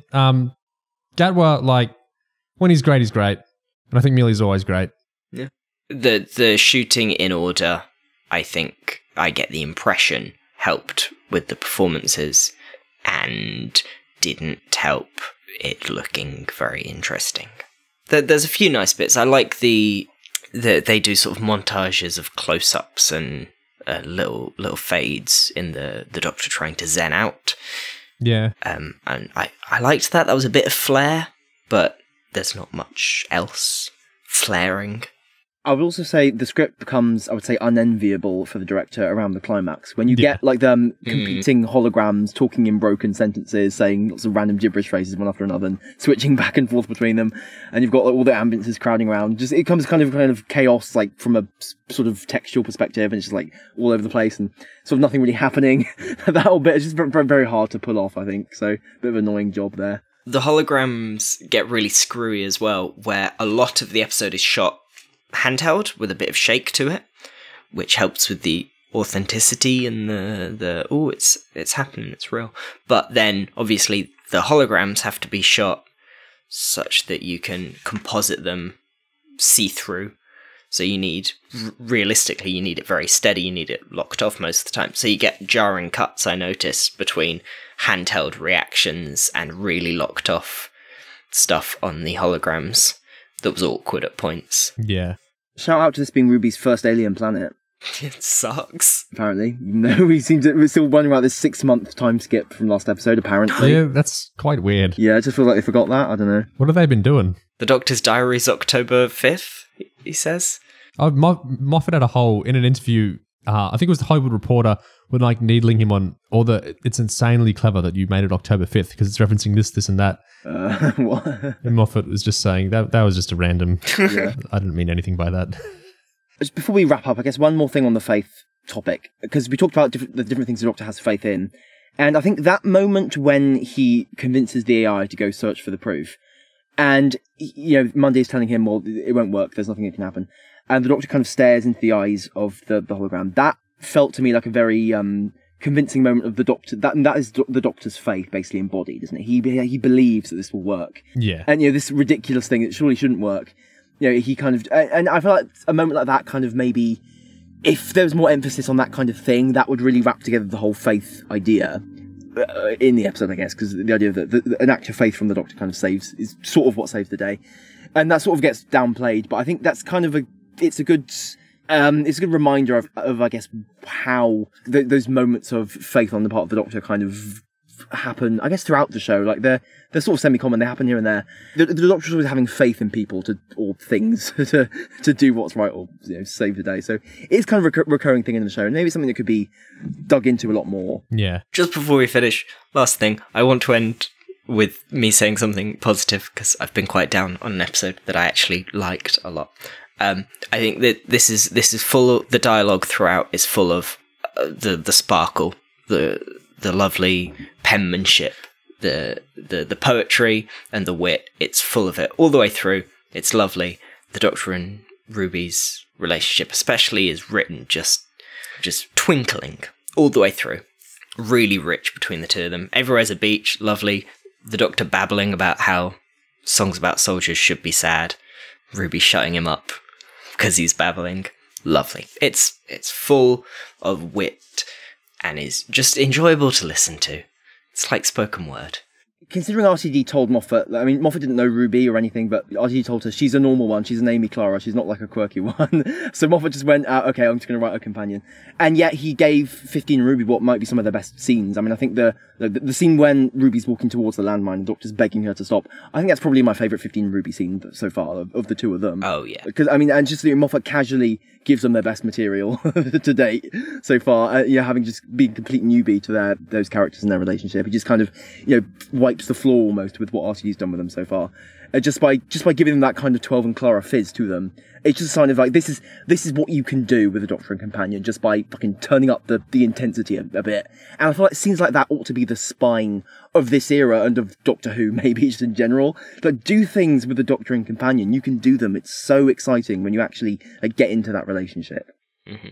And the Ruby picking a song, needing a song to cue up the Passover. That was great. That's lovely. That ties back to Ruby, but it's also just so tense and intimate and complicated, and they're both angry at each other. It's great. Shout out to Murray Gold in that moment as well, kind of changing to the soft piano as they get closer and closer to doing the handover. Just really marvellous all around.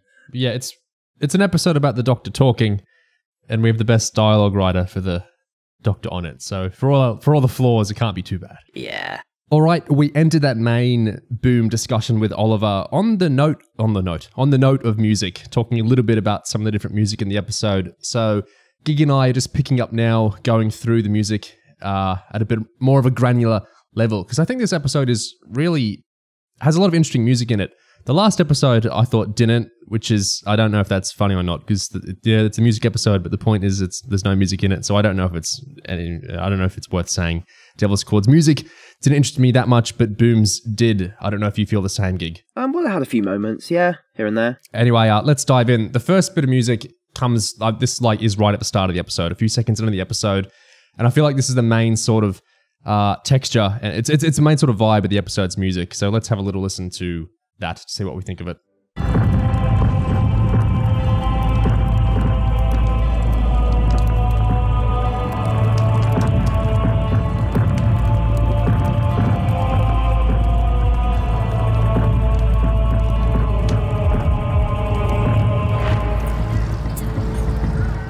I like how that choir kind of evokes religiosity a little bit, doesn't it? Totally. Especially with the Anglicans even. Yeah, I really like that. That runs through the episode heaps, that male choral, religious absolutely vibe. And I like there's interesting like mix of sound effects and music in the episode where we have it's like bombs, but it's kind of like percussion are in the background through so much of the episode's music, which is, we're in the war-torn setting. I just think, just nice musical storytelling for what the episode is. Then also, right at the start, before the titles, there's a moment you talked about earlier, which I think is really effective musical storytelling. Again, let's listen to that.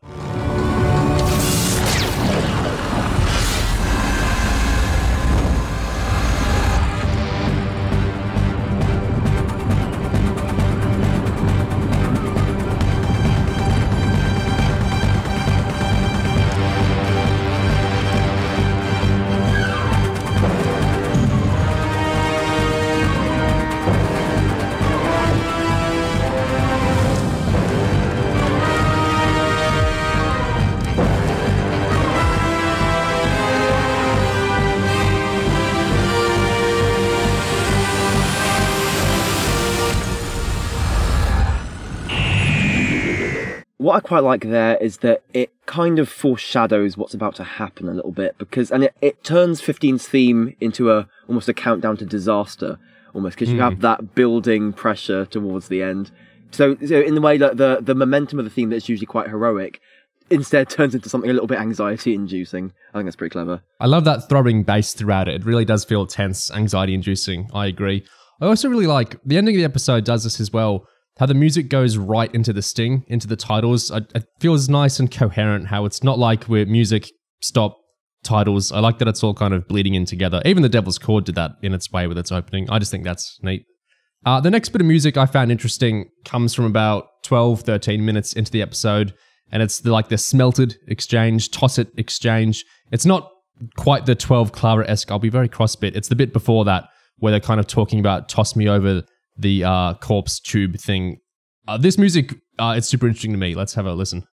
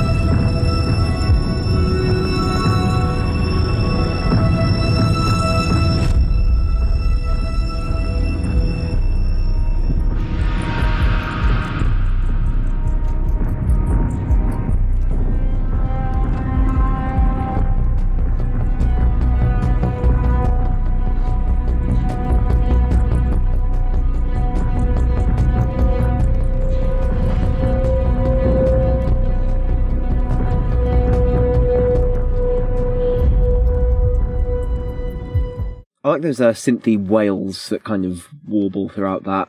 It's kind of a very creepy, sort of off-kilter sort of feeling. Yeah, it makes me think, Vangelis, Blade Runner. I love the warbles. The mournful is the right word, isn't it? Yeah, it's really. I don't know if pretty is quite the right word, but that's really enjoyable to listen to. I hope if we ever get a soundtrack, which I'm not counting on, that's on it because I really like what he was doing there. And the throbbing synths towards the end, and then we still got the kind of sound effect bomb stuff in the background. I feel like the whole texture of this episode's music is really, really memorable in a way like a regular gold orchestral thing isn't so distinctive. So yeah, I really like this music. Yeah, no way, that throbbing, sort of muffled, bassy sounds, kind of almost evoking the sound of bombs going off somewhere in the distance. It sort of feels like he's kind of pulling some weight for almost the sound design of that setting even. Yeah, totally. Then a little bit after that, around 14 minutes through, we get like the 12 Clara. Good. If this works, I'll be very cross with you and you got to do it. And they're looking into each other's eyes very deeply and everything. This is nice too.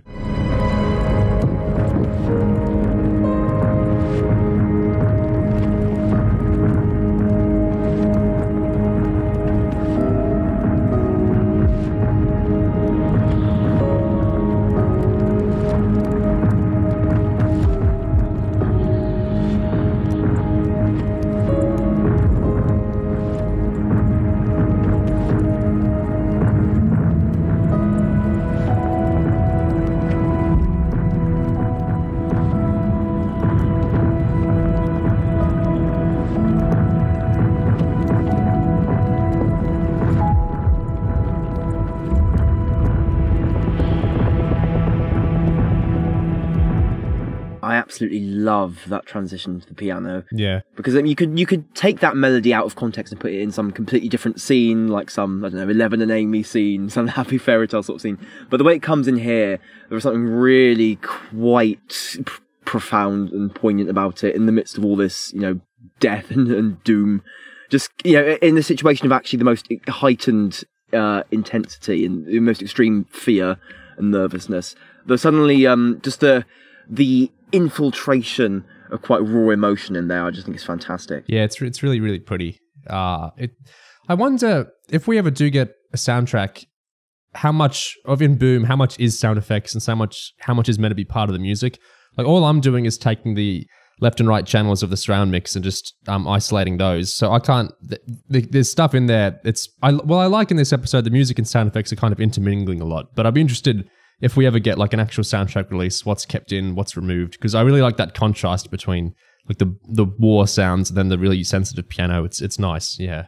Moving on a bit later, the first scene of the hologram dad, around 17, 18 minutes in, gets us back to the kind of the male choir thing, but it's interesting what's changed here.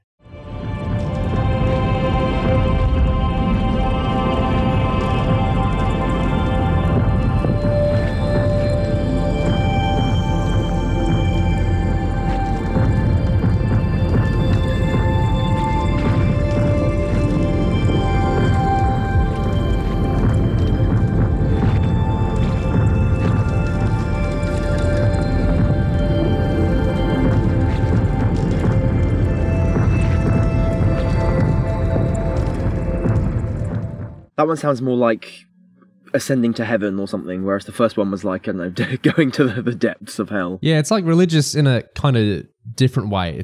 Heaven's the right word for it. We have the male choir at the start, but then the kind of wondrous synths, it's very heavenly, it really fits the kind of, we and Oliver talked about, it's kind of creepy as well, the hologram AI afterlife-y dad thing. I like that the music is kind of, this is pretty, but it's weird as well. The bomb sounds that you talked about earlier, they sounded very distinctly rhythmic there, like the bum, bum, bum.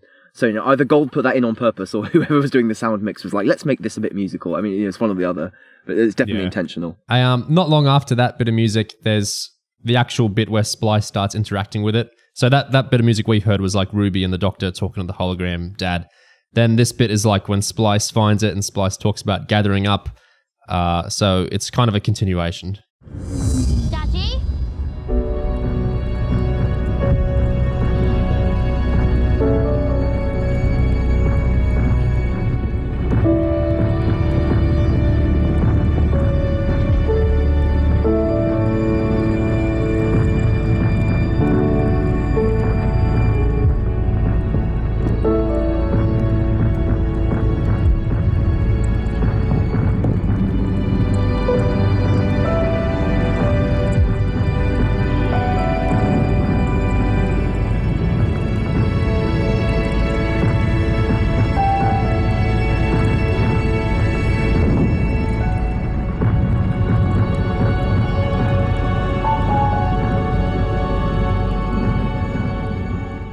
like how those descending notes kind of ascend towards the end, so keep doing it again, but in slightly higher pitch. Yeah. I like that it's not too ostentatious. Like Murray could be doing the big string. This is the saddest thing in the world. Her dad's dead. And like it is a cliche. It's, descending little tinkly piano notes. But I like that he's saving some fuel in the tank for the later moments, I think, as well. It's a really pretty sequence, that whole bit there. A little bit later, about 24 minutes in, this might be... Did Space Babies or The Devil's Chord have a big I'm the Doctor moment? By I'm the Doctor moment, do you mean for his character or like the song? more the character, I guess. More the character. A big like I'm from Gallifrey, Kisterberus, all that sort of thing. Oh, do you mean like where the character like announces that he's from Gallifrey? Or just like a moment where we go, holy shit, this guy's, a badass. Check out, he's a doctor, and music is blaring. I mean, Space Babies had the whole good man thing where he's in the airlock. I mean, that's probably the closest. Yeah. I felt like this moment, so this is when 15's, well, of course he's on the landmine, when he's talking about I'm a much bigger bang than you bargained for, high dimension life form, complex space-time event, if I blow up, everything blows up, that sort of thing. It's from this moment, and so we're getting like a version of 15's theme during that, and Mundy is like, oh my god, this guy's the real deal and everything like that. I think this is the first moment in the season where we get like a huge swelling. He's the Doctor and he's doing a cool speech about how much the Doctor he is. Maybe I'm wrong, but for me, watching Boom the first time, it felt like that. So I was pretty excited during this bit of music.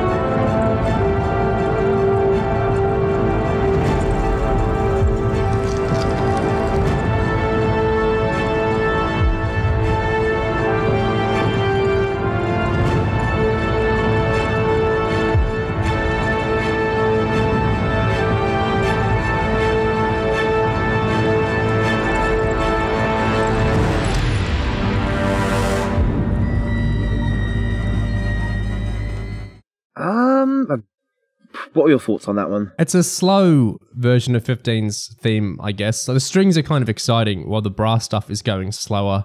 It was interesting. In like the trailers, I felt like that moment was kind of getting sold as the big, badass Doctor speech. In the actual episode, it's not so much like it's not really a threat or like a big exchange like that so much as it's him saying, hey, if you shoot me, it's a really bad idea. So it's not quite a plea, but it's not quite the same kind of super, declarative thing as I felt like it was going to be beforehand. Maybe the music is kind of, because it's not like a huge exciting version of 15's theme like the opening of the episode. It's like a slower, yes, he's the Doctor, but this isn't like, he's not kind of winning in the moment necessarily. Yeah, I mean, at that point in the episode, he's being shot in the arm, right? He's like utterly at her mercy. Yeah. So he's just kind of desperately trying to pull some sort of, position back. A few minutes later, well, you talked about 15 getting shot. Ruby gets shot about 27 minutes into the episode. This bit of music I've seen people clipping and, doing YouTube and Twitter clips of and whatnot. So people are really liking this one. I actually this isn't one of my favorite bits of music. I didn't find this bit super, well, maybe you will. Lots of other people are. It's not, let's have a listen. Let's see what we think. It's when Ruby gets shot.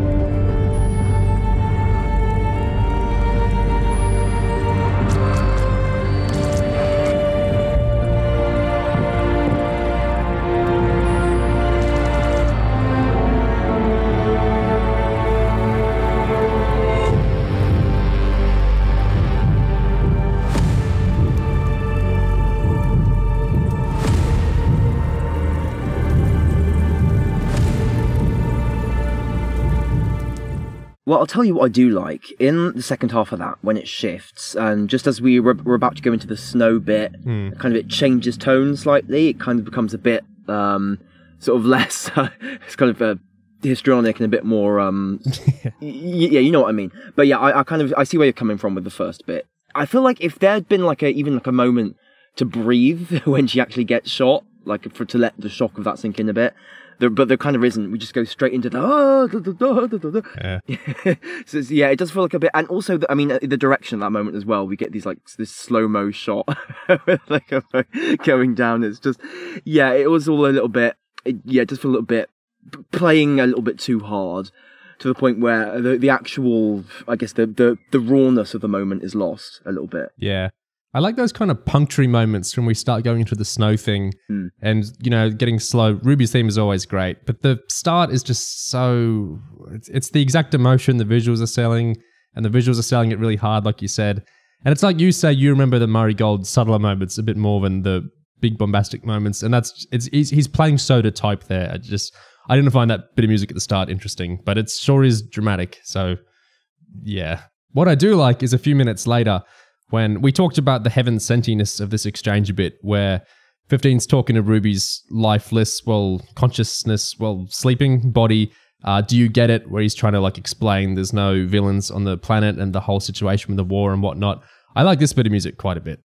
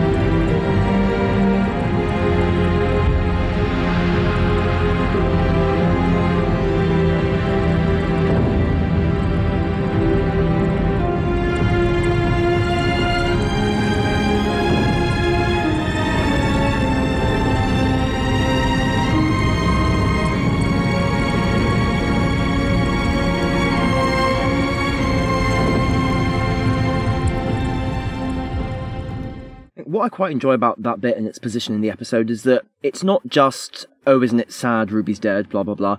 Because of where it's positioned and what the Doctor's saying, it kind of also feels like a plea for peace in the middle of that war. Yeah. Because it's about around here when he asks Mundy to just surrender and voluntarily lose the war. Yeah. And so I like that there's maybe, I don't know maybe if hope is the wrong word, but maybe it feels like there's a note of hope in there, or impassioned kind of a plea for mercy in there. Yeah, I really liked that. What 15's saying in the music, it's the sustained tension with the strings and everything. It's pleading. Yeah, pleading's the word. I really like that. It feels like everything's working together in a cool way in that scene. And I love his performance in that scene as well. It's a really nice bit of the episode. Then about 10 minutes later, about 40 minutes into the episode, the day is saved, hologram, dad, something, AI, however that works. And we get a bit of music we've heard before from the Star Beast. I'm pretty sure this is a straight up reprisal, not a new arrangement or anything, but here's a throwback to that. This little kid's dad has saved the day, that scene.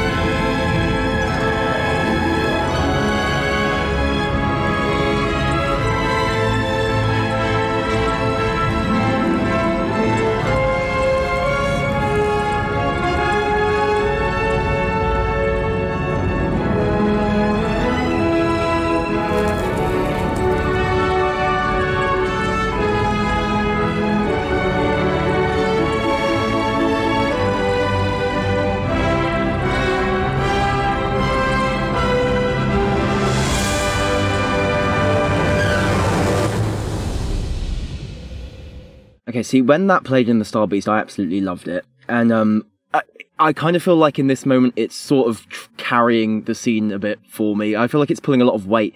Because what's happening on screen at that point, it's like both the script and kind of the job Shooty's given to try and sell this whole kind of babble that the Doctor is doing, and, you know, mentioning, oh, Daddy Power saved the world with Dad and Dadness, and Dad did this and Dad did that, and the little kid's dad just did the dad thing, and he dadded all over the place.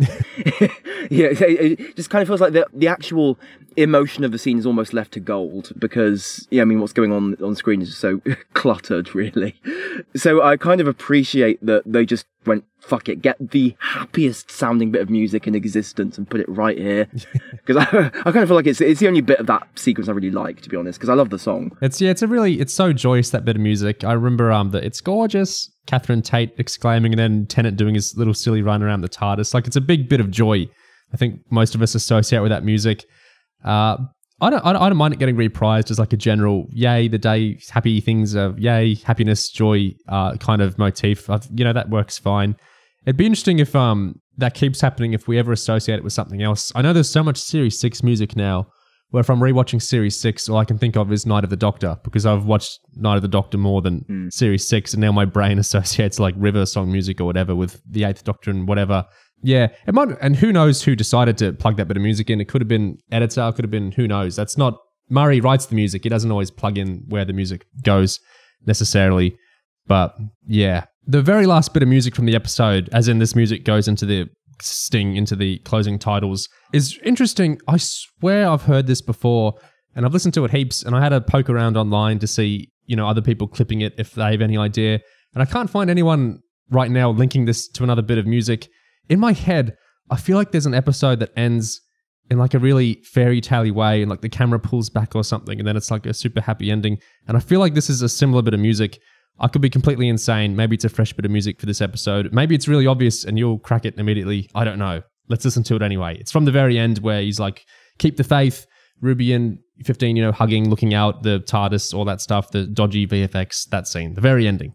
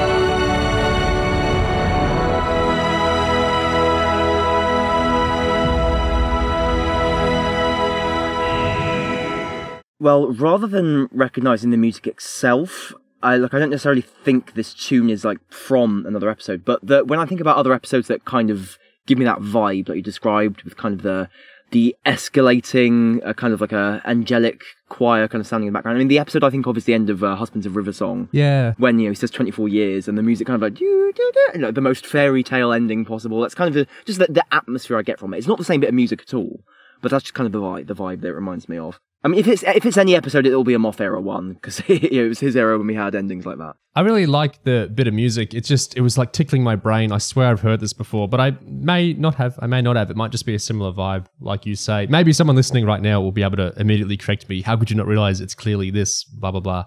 I hope someone does that, because that would make my brain feel settled. But yeah, I really like that bit of music at the ending. I think of the first 4 episodes, I guess I like Church's music the most, because it was doing a bunch of new things and setting up the new texture. Devil's Chord, I didn't like much of the music of, besides Maestro's theme. But Space Babies and Boom had a ton of different things they were doing with the music, and yeah, I felt super engaged with everything they were doing. That's why I could get out so many. There's a lot more music than we clipped out.